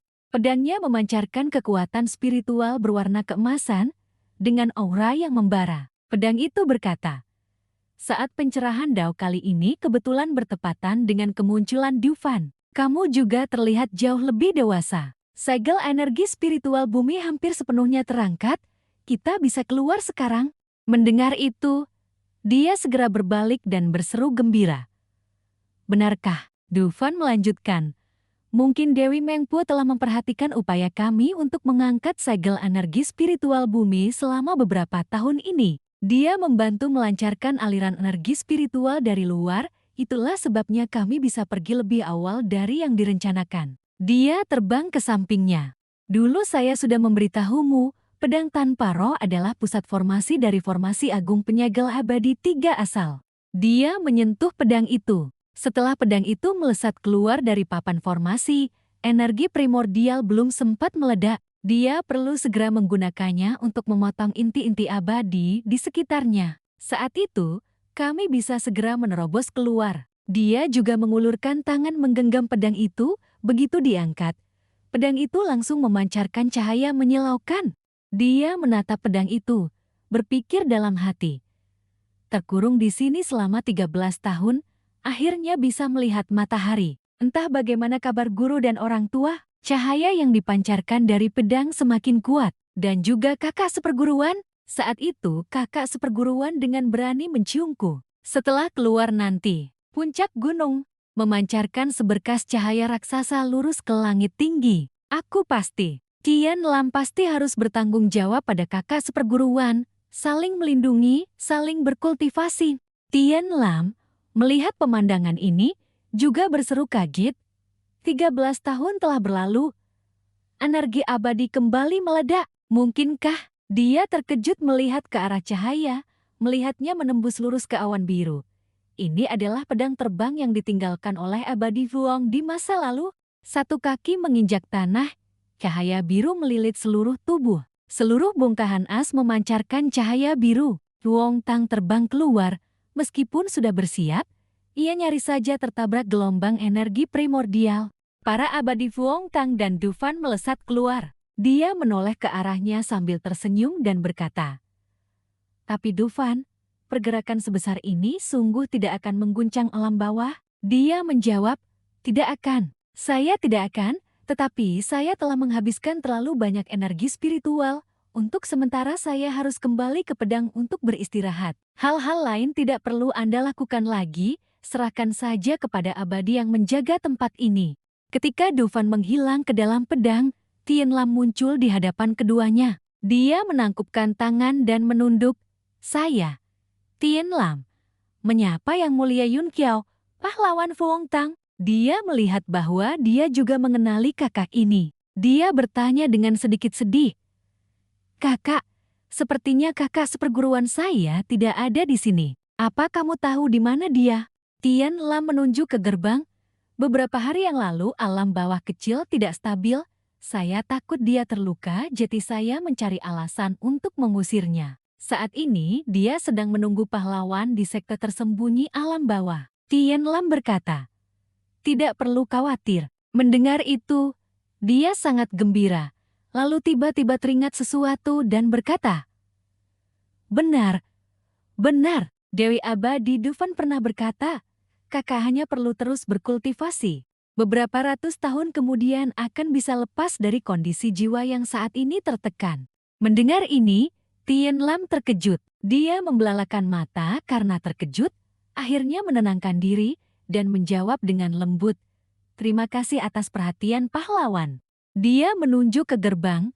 Melalui gerbang ini, pahlawan akan bisa kembali ke dunia manusia. Dia menangkupkan tangan dan memberi hormat padanya. Kakak, jaga diri baik-baik.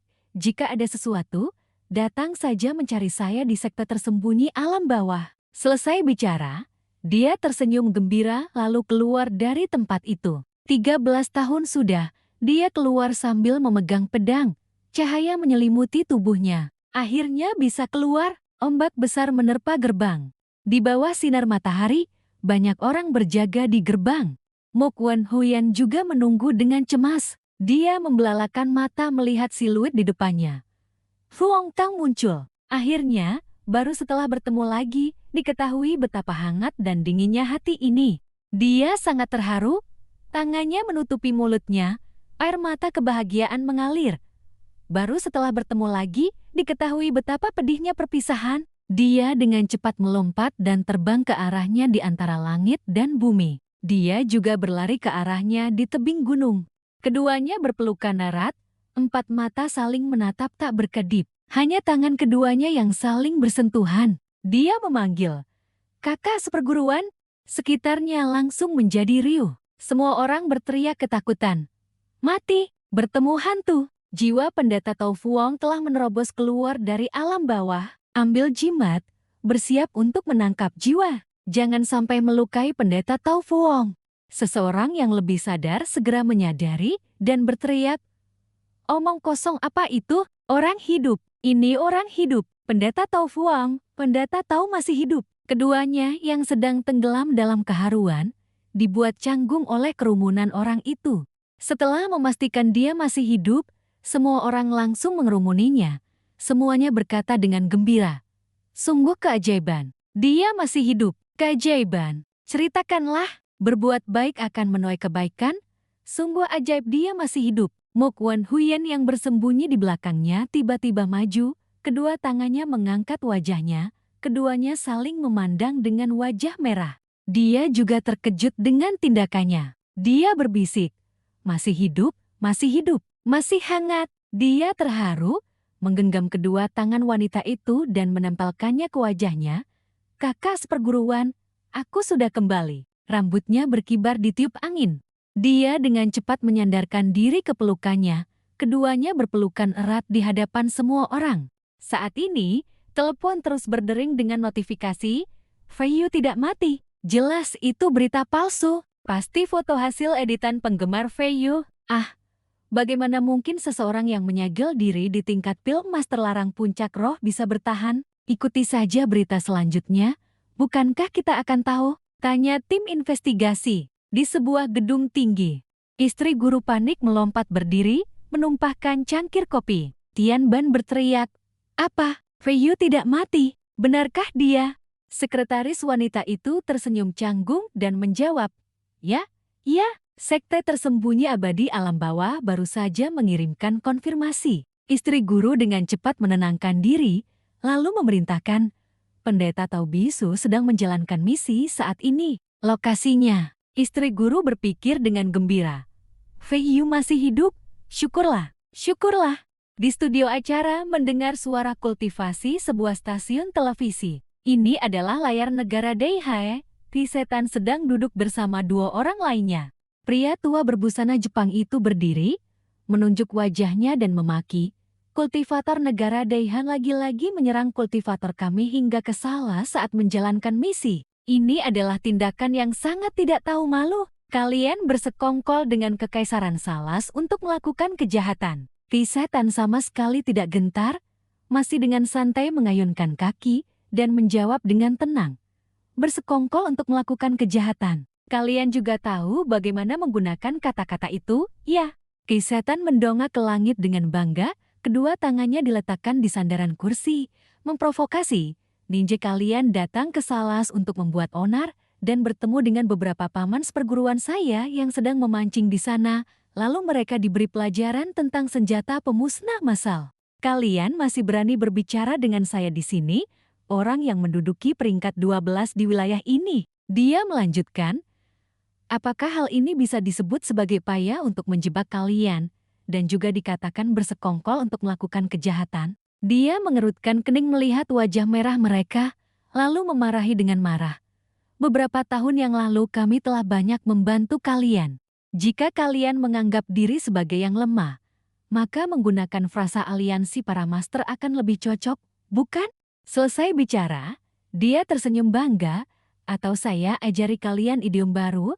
Ayah dan anak bergandengan tangan, ayah dan anak menjaga. Bagaimanapun juga itu lebih dekat maknanya daripada bersekongkol untuk melakukan kejahatan, bukan? Kedua orang itu gemetar marah, tidak bisa berkata-kata untuk membantah. Sesaat kemudian, seseorang berteriak marah. Shimado, jangan keterlaluan. Shimado mencibir, dengan tenang berkata, kalian datang ke acara kami, membongkar kejelekan kami, bukankah itu juga keterlaluan? Saat dia berbicara, teleponnya berdering. Dia yang awalnya berbicara sambil melirik telepon, tiba-tiba seluruh tubuhnya seperti tersambar petir, berkeringat dingin, menatap telepon, tidak bisa berkata-kata. Kemudian, Titien Chuang melompat berdiri, tidak dapat menahan diri untuk tidak berteriak keras. Ya Tuhan, dia tampaknya tidak bisa lagi mengendalikan dirinya, buru-buru berteriak. Pria itu sudah kembali, pria itu sudah kembali. Kalian tahu tidak? Dia berteriak sampai air liurnya muncrat. Kalian mau bertarung? Ya bertarung saja. Kalau tidak, pergi. Saya tidak akan melayani lagi. Kedua orang Jepang itu juga merasa jengkel. Wajah mereka penuh dengan ludahnya, tidak mengerti apa yang sedang terjadi. Para juru kamera juga terperangah. Keduanya melihat dia pergi di tengah siaran langsung, sambil berteriak, sutradara, bayar uangnya. Di medan perang yang dipenuhi asap dan api, di suatu tempat di barat laut negara besar Hat, jauh di dalam gurun, Batmonto sedang fokus bertarung melawan monster bertaring tajam. Monster itu membuka mulutnya lebar-lebar hendak menggigitnya. Rekan-rekannya berteriak, Daoist Master Batmon, hati-hati! Cahaya berkilat, seberkas pilar cahaya turun dari langit, mengenai monster itu tepat. Dia membuka mata lebar-lebar dengan terkejut melihat aliran energi pedang. Tapi bagaimana energi ini bisa seperti ini? Itulah Fu Hongtang dan Mok Wenhuyen, keduanya tiba-tiba muncul di hadapannya. Gurunya melihatnya juga terkejut dan berseru kaget. Xiao Tang. Saat itu, mereka sedang di dalam pesawat. Fu Hongtang dengan riang berkata, Guru, saya benar-benar bukan orang lain yang menyamar, juga bukan iblis hati yang berubah bentuk. Dia masih keras kepala tidak berani percaya. Dengan hati-hati memeriksa semua pikirannya sendiri, dia terkekeh. Saya sedang melihat apakah kamu memiliki luka tersembunyi. Dia memeriksa nadinya, mengelus dagunya, dan berkata, aneh, mengapa saya sama sekali tidak bisa melihat tingkat kultivasimu? Dia tersenyum malu-malu, Guru, saat ini saya berada di puncak tahap istana langit yang sempurna, sudah setengah langkah ke tahap Nation Soul. Mendengar itu, Batmonto melebarkan matanya dengan terkejut menatapnya. Dia tidak bisa menahan tawa keras. Kali ini, saya benar-benar tidak bisa mengajarimu lagi. Mok Wenhuyen tiba-tiba berdiri di sampingnya, melihat pedang di pinggangnya, dengan penasaran berkata, pedang ini aneh sekali. Dia mengulurkan tangan ingin menyentuh, tiba-tiba dia menarik tangan kakak seperguruannya. Guru lagi-lagi tidak mengizinkannya menyentuh, membuat wajahnya memerah karena malu. Guru juga memperhatikan pedangnya, lalu bertanya, Xiao Tang, mengapa pedang tanpa rohmu memancarkan dao? Dia melihat pedang itu, teringat kata-kata Jiaoyun tentang gadis abadi Jiaoyun yang tertidur lelap di dalam pedang. Di pesawat, beberapa orang berbincang-bincang tentang apa yang terjadi, secara garis besar seperti itu. Akhirnya, Fu Hongtang menjelaskan seluruh kejadian terkait Jiaoyun. Guru mengerutkan kening setelah mendengar itu. Jadi begitu, makanya kamu bisa selamat. Dia memegang pedang dengan hati-hati. Dia berkata, ya, Jiaoyun tidak suka berinteraksi dengan orang lain. Masalah ini cukup kita bertiga saja yang tahu. Saat ini, guru tiba-tiba teringat kejadian sebelumnya, berbalik ke Mok Wenhuyen dan berkata, katakan saja, Xiao Xuan, kamu sudah tahu Xiao Tang baik-baik saja sejak lama, kan? Dia menjawab dengan nada merajuk, mengangkat teleponnya, aku sudah bilang, tapi tidak ada yang percaya. Guru menggaruk kepalanya dan tertawa. Sudah kembali itu bagus, sudah kembali itu bagus.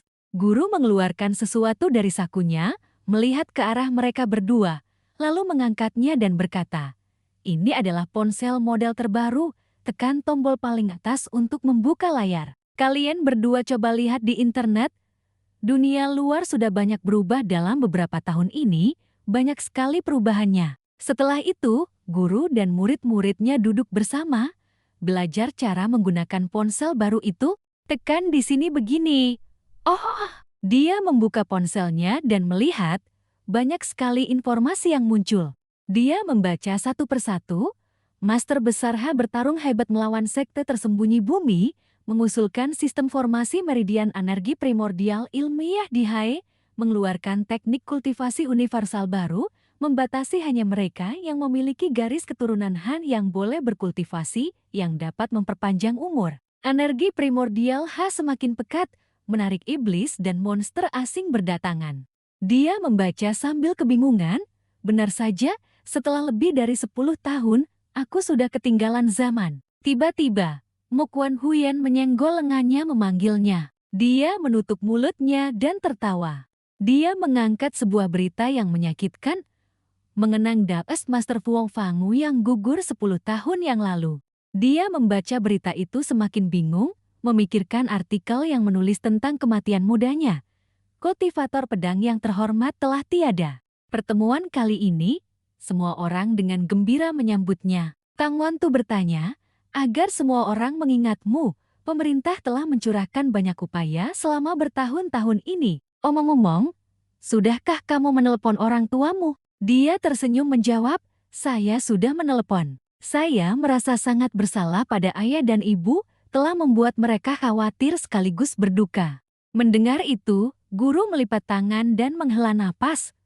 Pohon ingin diam, tetapi angin tak berhenti. Kamu ingin berbakti, tetapi orang tua tak lagi punya banyak waktu. Tenang saja. Kamu tinggal di rumah untuk sementara, belum saatnya bagimu untuk terlibat masalah apapun untuk sementara ini. Dia menatap guru.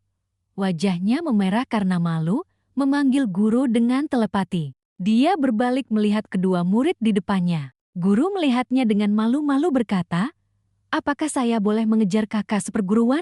Setelah mendengar itu, guru memuntahkan semua air di mulutnya.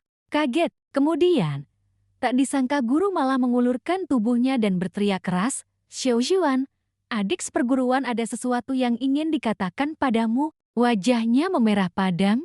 Dia menatap guru yang tertawa licik dengan marah.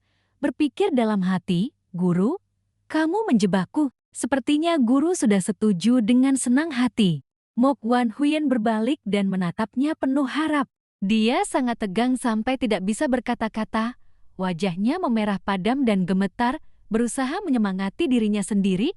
Baiklah, nekat saja. Dia memejamkan mata erat-erat, mengumpulkan semua keberaniannya dan berteriak, kakak seperguruan, kita nanti. Tapi dia tetap tidak bisa mengatakan dengan jelas apa yang ingin dia katakan. Dia akhirnya dengan kecewa berkata, mari berkultivasi bersama. Setelah mengatakannya, bahkan dia sendiri tidak bisa menerima dirinya. Mo Quan Huyen dengan gembira menjawab, sekarang dia menyesal tak terkira, punya kesempatan tapi tidak tahu cara memanfaatkannya. Penyesalan dan kegelisahan itu seolah ingin membunuhnya. Guru bertanya kepadanya, katakan, Xiao Tang, selama bertahun-tahun ini terkurung, apakah jalan pedangmu tidak menurun? Dia menjawab, yang lain baik-baik saja, terutama jalan pedang manusia sudah mencapai tingkat pengendalian pedang. Dia memeluk pedangnya duduk di antara keduanya, tetapi pemahaman tentang pedang langit Ziwei sepertinya mengalami titik henti. Mungkin perlu berdiskusi dengan ahli untuk bisa mengatasinya. Tang Wantu menghela napas menjelaskan, tidak bisa. Sekarang kita memang punya banyak musuh kuat, tetapi situasi di dalam negeri sedikit lebih baik. Dulu, monster-monster tua yang keluar dari istana bawah tanah kecil, mereka yang tidak pernah melakukan kejahatan pembunuhan semuanya ditempatkan di bawah batasan. Saat ini, mereka berada di bawah pengawasan pemerintah, patuh menjadi tetua agung di sekte-sekte gunung. Dia sedikit khawatir bertanya, orang-orang ini selalu menjadi bom waktu, tetapi batasan itu ada di tangan pemerintah. Pemerintah pasti tidak akan membiarkan sekelompok ahli seperti itu dimanfaatkan, kan? Guru berbalik, menepuk-nepuk punggungnya untuk menghibur, tidak apa-apa. Tunggu sampai tingkat kultivasi kita meningkat, maka tidak perlu khawatir mereka membuat masalah lagi. Dia melanjutkan bertanya kepada guru, maksud guru tadi adalah masih ada musuh kuat di luar negeri? Ketika membahas masalah ini, guru lagi-lagi menghela napas. Benar, sekarang di sekitar kita ada banyak masalah yang perlu segera diselesaikan. Ancaman terbesar adalah beberapa ras dalam legenda. Dia teringat gambar makhluk-makhluk itu, dua ras paling terkenal dalam legenda yang pernah didengar semua orang, vampir dan manusia serigala. Meskipun mereka juga memiliki sistem kultivasi sendiri, kekuatan sebenarnya terletak pada garis keturunan darah. Dia melipat tangan dan bercerita, "Dulu saya pernah bertarung dengan manusia serigala. Meskipun menang tapi juga menghabiskan cukup banyak energi." Dia menyingsingkan lengan bajunya, memperlihatkan luka parut panjang, menunjuk pada 3 bekas cakaran. Dia sedikit menghela napas. Setelah itu baru saya tahu bahwa manusia serigala itu dianggap sebagai tokoh yang tangguh. Namun, akhir-akhir ini manusia serigala telah ditekan oleh vampir. Tidak ada lagi keturunan yang sulit dihadapi. Kedua murid itu mendengarkan dalam diam, tidak bisa menyembunyikan ekspresi terkejut dan kebingungan mereka. Pesawat pun perlahan mendarat. Dia berkata kepada Fuong Tang, "Nanti ketika kalian berdua berhasil menembus tahap Nation Soul, kalian bisa pergi menantang mereka, menciptakan sedikit ancaman. Di luar sana banyak sekali ahli menarik, pergilah untuk memperluas wawasan, sekalian ajak kakak seperguruanku jalan-jalan keliling dunia." Mo Quan Huyen mengangguk antusias. Sementara Fuong Tang sudah punya rencana sendiri, perjalanan ini ada yang menanggung makan. Bagus sekali. Pintu kabin pesawat terbuka, pemuda berpedang itu melangkah maju. Banyak rekan seperjuangan dan sahabat sedang menunggu. Semua orang bersemangat, menanti untuk bertemu dengannya lagi, melihatnya. Semua orang tidak bisa menyembunyikan rasa haru. Mereka semua menatapnya sambil tersenyum. Ya, semua orang juga sedikit terkejut. Setiap orang berbeda dari dulu, semuanya sudah dewasa. Fuong Tang berkata dengan mata berkaca-kaca kepada semua orang, "Semuanya, saya sudah kembali." Segera terdengar suara langkah kaki yang tergesa-gesa. Ameyong Buyet menggenggam erat tangannya. Terisak, "Dark is Master Fuong, kamu baik-baik saja." "Baik-baik saja. Bagus sekali. Baguslah kamu baik-baik saja." Dia meraih tangannya dan bertanya, "Ameyong Buyet, sudah lama tidak berjumpa." Seorang biksu juga melangkah maju. "Amit Babudha, saya sudah bilang, bagaimana mungkin Fangu Lockout secepat itu? Tak disangka kamu membutuhkan 13 tahun untuk hidup kembali." Hahaha, beberapa orang menepuk-nepuknya dengan gembira menggoda Fangu. "Kamu harus menjelaskan kemana saja kamu selama bertahun-tahun ini. Fangu, bagaimana dengan monumen peringatanmu? Nanti apa perlu saya bantu merobohkannya?" Seorang lelaki tua lain melangkah maju, tertawa dan berkata, "Itu adalah patung yang mirip nisan yang didirikan untukmu waktu itu. Memang seharusnya dirobohkan. Saya sudah menyuruh orang di klan untuk mengurus dan menghilangkan kesialan." Tiba-tiba terdengar teriakan yang mengguncang langit. "Kak Tangku mana? Kak Tang di mana?" Semua orang berbalik melihat dengan kesal. Seseorang bertopeng sambil berlari dan berteriak keras ke arah Fuong Tang, "Aku sangat merindukanmu sampai ingin mati." Dia bermaksud menerkam untuk memeluknya, tetapi dihentikan oleh sesuatu yang muncul tiba-tiba. Dihadang, seluruh tubuhnya terpental jatuh. Ternyata Mo Quan Huyen yang bertindak. Terlihat dia dengan wajah serius menghadang di depan Fuong Tang. "Aku harus melindungi adik seperguruanku. Semua orang jahat harus diusir. Aku adalah kakak seperguruan super tak terkalahkan yang hebat." Orang itu buru-buru melepas topengnya. "Kakak seperguruan, ini aku adikmu." Ternyata itu adalah Titien. Fuong Tang tertawa berkata, "Dia adalah penggemar nomor 1 Kak Tang. Ini Xiao Pivi." Semua orang yang hadir tertawa terbahak-bahak. Fuong Tang pun merangkul bahunya, lalu berkata sambil tertawa bersama semua orang, "Ayo, kita turun dan bicara di bawah." Begitu dia kembali, dia mendengar sorakan nyaring, "Pahlawan belum mati, martir kembali." Semua orang bahkan secara khusus mengadakan pesta meriah.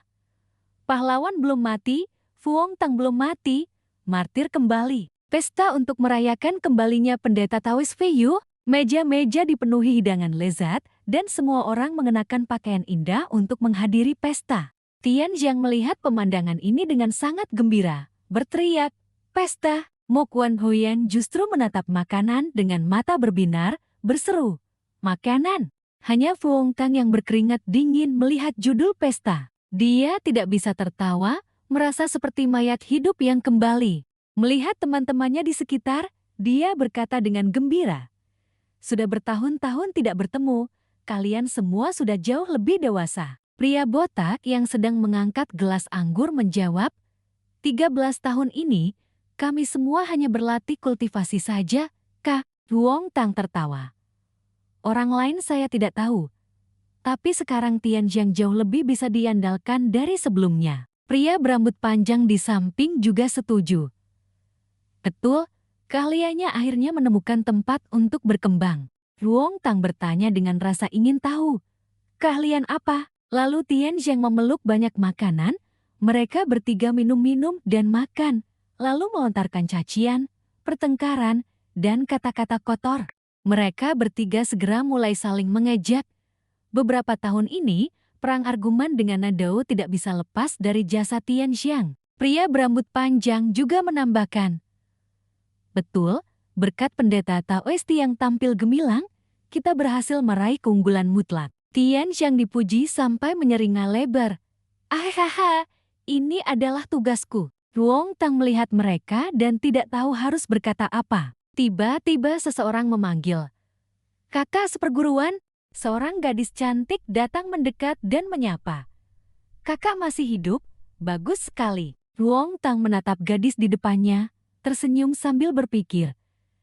Gadis cengeng yang dulu, kini telah berubah drastis, menjadi mirip seperti paman guru. Gadis itu tersenyum lisik padanya.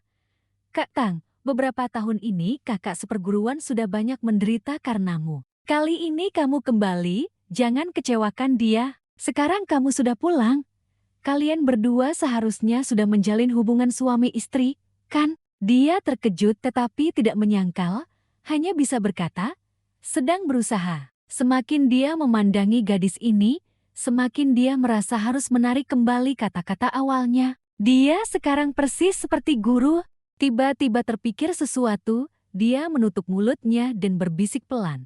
"Adik seperguruan datang tepat pada waktunya. Saya punya hal yang butuh bantuan adik seperguruan untuk kakak seperguruan." Gadis itu tersipu dan mengelak. "Hal ini seharusnya bisa kakak seperguruan lakukan sendiri.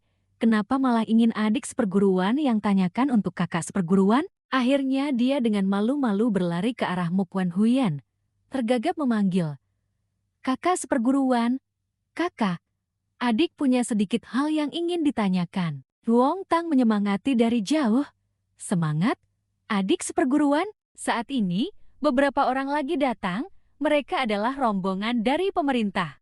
Mereka langsung menghampirinya. Wanita pemimpin rombongan itu merangkul bahunya. "Xiao Tang, senang sekali kamu bisa kembali. Gurumu dan kakak seperguruanmu sebelumnya sangat khawatir padamu." Dia tersenyum dan menjawab, "Maaf sudah membuat bibi khawatir." Wanita itu menatapnya dengan serius. "Beberapa tahun ini kamu tidak berubah. Bibi, kali ini kamu kembali, apakah ada permintaan? Katakan saja semua syaratnya, karena kami juga tidak tahu harus memberimu hadiah apa." Melihat hal itu, dia dengan polos mengangkat tangan dan menghitung. "Kalau begitu, Bibi bisa minta institut penelitian untuk membuat sarung pedang berteknologi tinggi yang tidak perlu digantung dan sangat praktis. Jika bisa, buatkan juga satu pedang tanpa kekuatan spiritual sebagai cadangan." Orang-orang di belakang, wanita itu, menatapnya dengan keringat dingin. Dia masih berbicara tanpa henti. "Oh iya, ada juga ponsel model terbaru yang sedang tren. Artefak spasial penyimpanan barang yang semakin besar semakin baik. Berbagai jenis pil obat, jimat, dan semacamnya bisa disisipkan sedikit sesuai situasi." Bibi tersenyum memandangnya. Mendengar dia berkata demikian, Bibi berpikir, Fu Hongtang sekarang adalah kultivator alam istana langit tingkat puncak, pemerintah pasti akan berusaha keras untuk menariknya. Sepertinya, berbicara seperti itu masih belum cukup. Dia bahkan dengan semangat menyeringai dan hendak melanjutkan. "Ada lagi, uhuk-uhuk, selanjutnya mungkin akan butuh uang, memang semakin sedikit.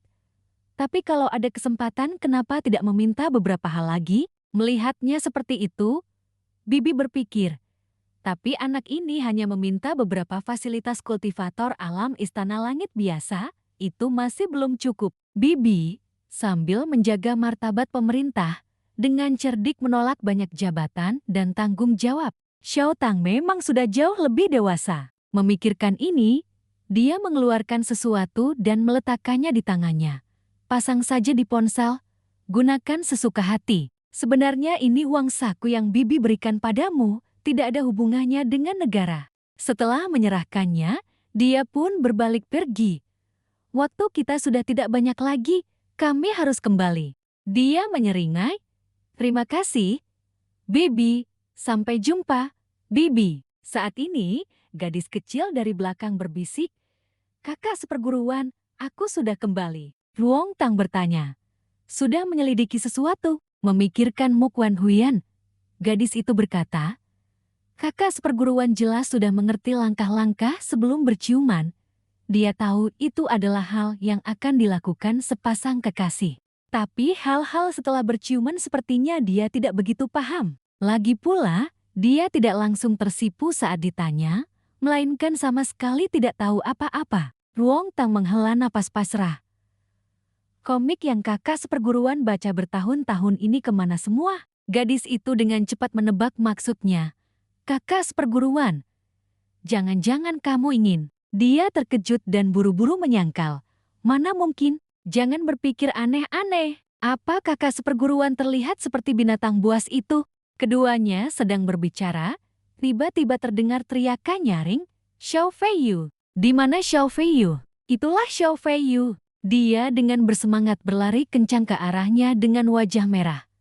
Xiao Feiyu, kakak sangat merindukanmu. Melihatnya, dia diam-diam tertawa. Bagus, ahli yang akan membimbing kakak seperguruan sudah muncul. Dia terbang ke udara, lalu melompat turun dari ketinggian.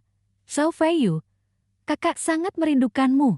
Tiba-tiba, dia menatapnya dengan mata terbelalak. Dia juga terkejut sampai jantungnya berdebar kencang.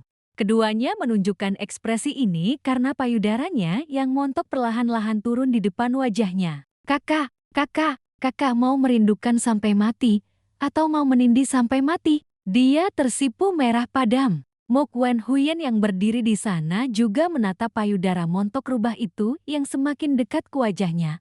Hampir menyentuh. Kalau tidak mati karena malu, bisa dipukuli kakak seperguruan sampai mati. Kakak sulung tiba-tiba berbinar, pasti sudah menemukan cara. Dia dengan cepat berubah wujud, boom, sebuah asap merah muda menyelimuti semuanya. Ketika asapnya menghilang, terlihat dia memeluknya erat, menggigit bahunya dengan kuat. Ruong Tang kesakitan digigit dan berteriak, kakak sulung, kalian berdua kenapa? Keduanya segera melepaskan pelukan. Ternyata, kakak sulung telah berubah menjadi anak kecil, sehingga menghindari benturan yang canggung tadi. Dia tertawa terbahak-bahak sambil berkacak pinggang. Ini untuk memastikan kalau aku menggigit, apa benar-benar nyata? Ternyata memang adikku, dia tidak mati. Bagus sekali. Dia menggaruk wajahnya dan tertawa menjelaskan, langit tidak mencabut, bumi tidak bergetar, hanya bisa membiarkanku kembali. Saat dia berbicara, kakak sulung ditarik paksa ke samping. Ternyata itu Mo Quan Huyan. Dia sedang menggaruk dagu rubah kecil yang lucu itu. Kakak sulung juga sangat senang. Xiao Huyan, jangan digaruk lagi, gatal sekali. Semua orang di sekitar yang melihat pemandangan ini tidak bisa menahan tawa. Suara tawari yang bergema, hahaha, gatal sekali. Aku berpamitan dengan guru dan bibi, lalu menyapa semua orang. Setelah itu, bersama kakak seperguruan dan kakak sulung, naik pesawat pulang. Di pesawat, Mo Quan Huyan duduk di sampingnya. Saat ini, dia tidak lupa menelpon orang tuanya. Dia memegang ponsel, menelpon ayah dan ibunya. Melihat mereka di layar, dia berkata dengan gembira, saya sudah kembali. Ayah dan ibu terharu sampai menangis karena anaknya sudah kembali. Ayah terharu juga wajar, karena di penjara 13 tahun, semua orang di luar mengira dia sudah mati. Ayah dan ibu tentu saja sedih dan putus asa. Ayah sangat kecewa. Meskipun guru dan teman-teman kadang-kadang berkunjung, mereka tetap sangat berduka. Ayah berkata dengan antusias, "Sudah kembali bagus. Kalau sudah di rumah, tinggallah sebentar, jangan keluyuran lagi." Ayah dan ibu juga memanggil seorang gadis kecil. "Mio, jangan bersembunyi lagi, keluar dan sapa kakakmu." Dia terkejut berpikir, ini adik perempuanku setelah dewasa. Tapi dia melihat gadis berambut pendek stylish di depannya, memang pantas menjadi adiknya. Cantik, lincah, dengan fitur wajah yang halus. Pasti akan ada banyak yang mengejarnya nanti. Dia pun melambaikan tangan kepada gadis itu. "Halo, aku Fuong Tang." Xiao Meiyo mengangguk membalas. "Pertama kali bertemu, kakak." Mok Wan Huyen yang duduk di sampingnya merangkul tangannya. Dia berkata melalui telepon, "Beberapa tahun ini aku ada sedikit masalah. Jadi melewatkan masa pertumbuhanmu. Nanti akan kubalas. Ini kakak seperguruanku." Tiba-tiba, kakak sulung melompat dari belakang, dengan semangat berkata ke telepon. Ayah dan ibu juga bisa memanggilnya kakak ipar, kan? Mendengar itu, ayah dan ibu terkejut. Kalian berdua secepat itu sudah punya anak. Kenapa rambutnya masih beruban begini? Ayah dan ibu sangat gembira. "Ayo, kakak mau lihat cucu perempuan kesayangan. Kakak akan pergi membelikan hadiah untuk cucu perempuan." Kakak sulung sama sekali tidak malu, langsung bermanja-manja. "Kakek, aku mau game yang baru rilis. Aku mau banyak es krim." Gadis itu terus meminta banyak hal. Keripik kentang dan Coca-Cola juga. Ayah dan ibu benar-benar menganggapnya sebagai cucu perempuan dan sangat menyayanginya. "Baik, nenek dan kakak akan membelikan semuanya untuk cucu." Sebuah pesawat terbang di langit biru. Saat ini, di wilayah udara Sala di utara Great Huaxia Nation, ada dua orang yang mengenakan pakaian tertutup, terlihat sangat berhati-hati. Seorang wanita bermata biru adalah Delai Cisin, yang lainnya bermata oranye adalah Celia Saler. Keduanya duduk sambil berbincang. Tidak disangka pendeta Taois Feiyu masih hidup. Wanita itu berkata dengan terkejut, "Apa?" Pramugari meletakkan gelas air. Keduanya masih berbincang dengan semangat. "Itu pendeta Taois Feiyu yang bertarung denganmu dalam konferensi pertukaran internasional tahun itu." Celia berkata dengan gembira. "Dia belum mati? Lihat." Mereka berdua asyik berbicara sampai tidak memperhatikan gelas air. Gelas air itu tiba-tiba bersinar seperti bom. Ketika keduanya menyadari ada yang tidak beres, semuanya sudah terlambat. Pesawat meledak. Saat senja, Fuong Tang dan semua orang sudah sampai di rumah. Dalam suasana damai ini, Mok Wan Huyen dan kakak sulung sedang berbincang dengan ayah dan ibu di dalam rumah. Ruong Tang dan adik perempuannya berdiri di luar berbicara. Dia sedang memikirkan cara bagaimana mendekatkan diri dengan seorang gadis berusia 13-14 tahun. Keduanya hanya berdiri dan melihat. Dia mencari di ponselnya, butuh segera. Keringat membasahi karena gugup. Dengan canggung dia menoleh bertanya pada Xiao Meiyo, "Bagaimana kabarmu di sekolah belakangan ini?" Gadis itu melihat bunga-bunga dan menjawab, "Lumayan." Setelah bertanya, dia juga merasa pertanyaannya konyol, malu sampai menundukkan kepala. Xiao Meiyo menatapnya, sesaat tidak tahu harus berkata apa. Tiba-tiba, gadis itu memiringkan tubuhnya dan menatapnya. "Oh iya, kakak laki-lakiku seorang kultivator hebat, kan?" Dia buru-buru melambaikan tangan. "Lumayan saja, kamu tertarik dengan kultivasi?" Tiba-tiba, gadis itu dengan sedih memetik kelopak bunga. "Lumayan saja. Sekarang olahraga di sekolah adalah latihan teknik kultivasi." Katanya kalau punya bakat bagus bahkan bisa dipilih untuk berlatih kultivasi keabadian. Dia menunduk melihat gadis itu dan bertanya pelan, "Ayah dan ibu tidak mengizinkanmu berlatih kultivasi?" Dia merasa aneh. Beberapa tahun ini, di sekitar Xiao Meiyo muncul tidak sedikit kultivator. Para kultivator baru. Benar, dia bertanya-tanya pada dirinya sendiri. Setidaknya guru pasti sudah mempertimbangkan untuk melatih Xiao Meiyo. Kenapa gadis itu tidak berlatih kultivasi? Gadis itu sedikit sedih dan menyesal. Bukan tidak diizinkan. Para kultivator yang sering datang ke rumah kami semua mengatakan ingin mengajakku ke gunung untuk berlatih kultivasi. Beberapa tahun lalu ayah dan ibu juga bertanya. Kamu ingin menanyakan pendapatku. Tapi, dengan lembut menyentuh kelopak bunga yang rapuh, gadis itu berbisik, aku takut ayah dan ibu benar-benar menjadi orang tua sebatang kara. Jadi aku tidak pergi. Meskipun masih muda, gadis itu berpikir sangat dalam. Saat itu, dia dianggap sudah mati. Gadis itu benar-benar takut jika dia juga pergi, ayah dan ibu akan benar-benar kesepian. Dia juga memahami pikiran gadis itu, sesaat terdiam tidak tahu harus berkata apa.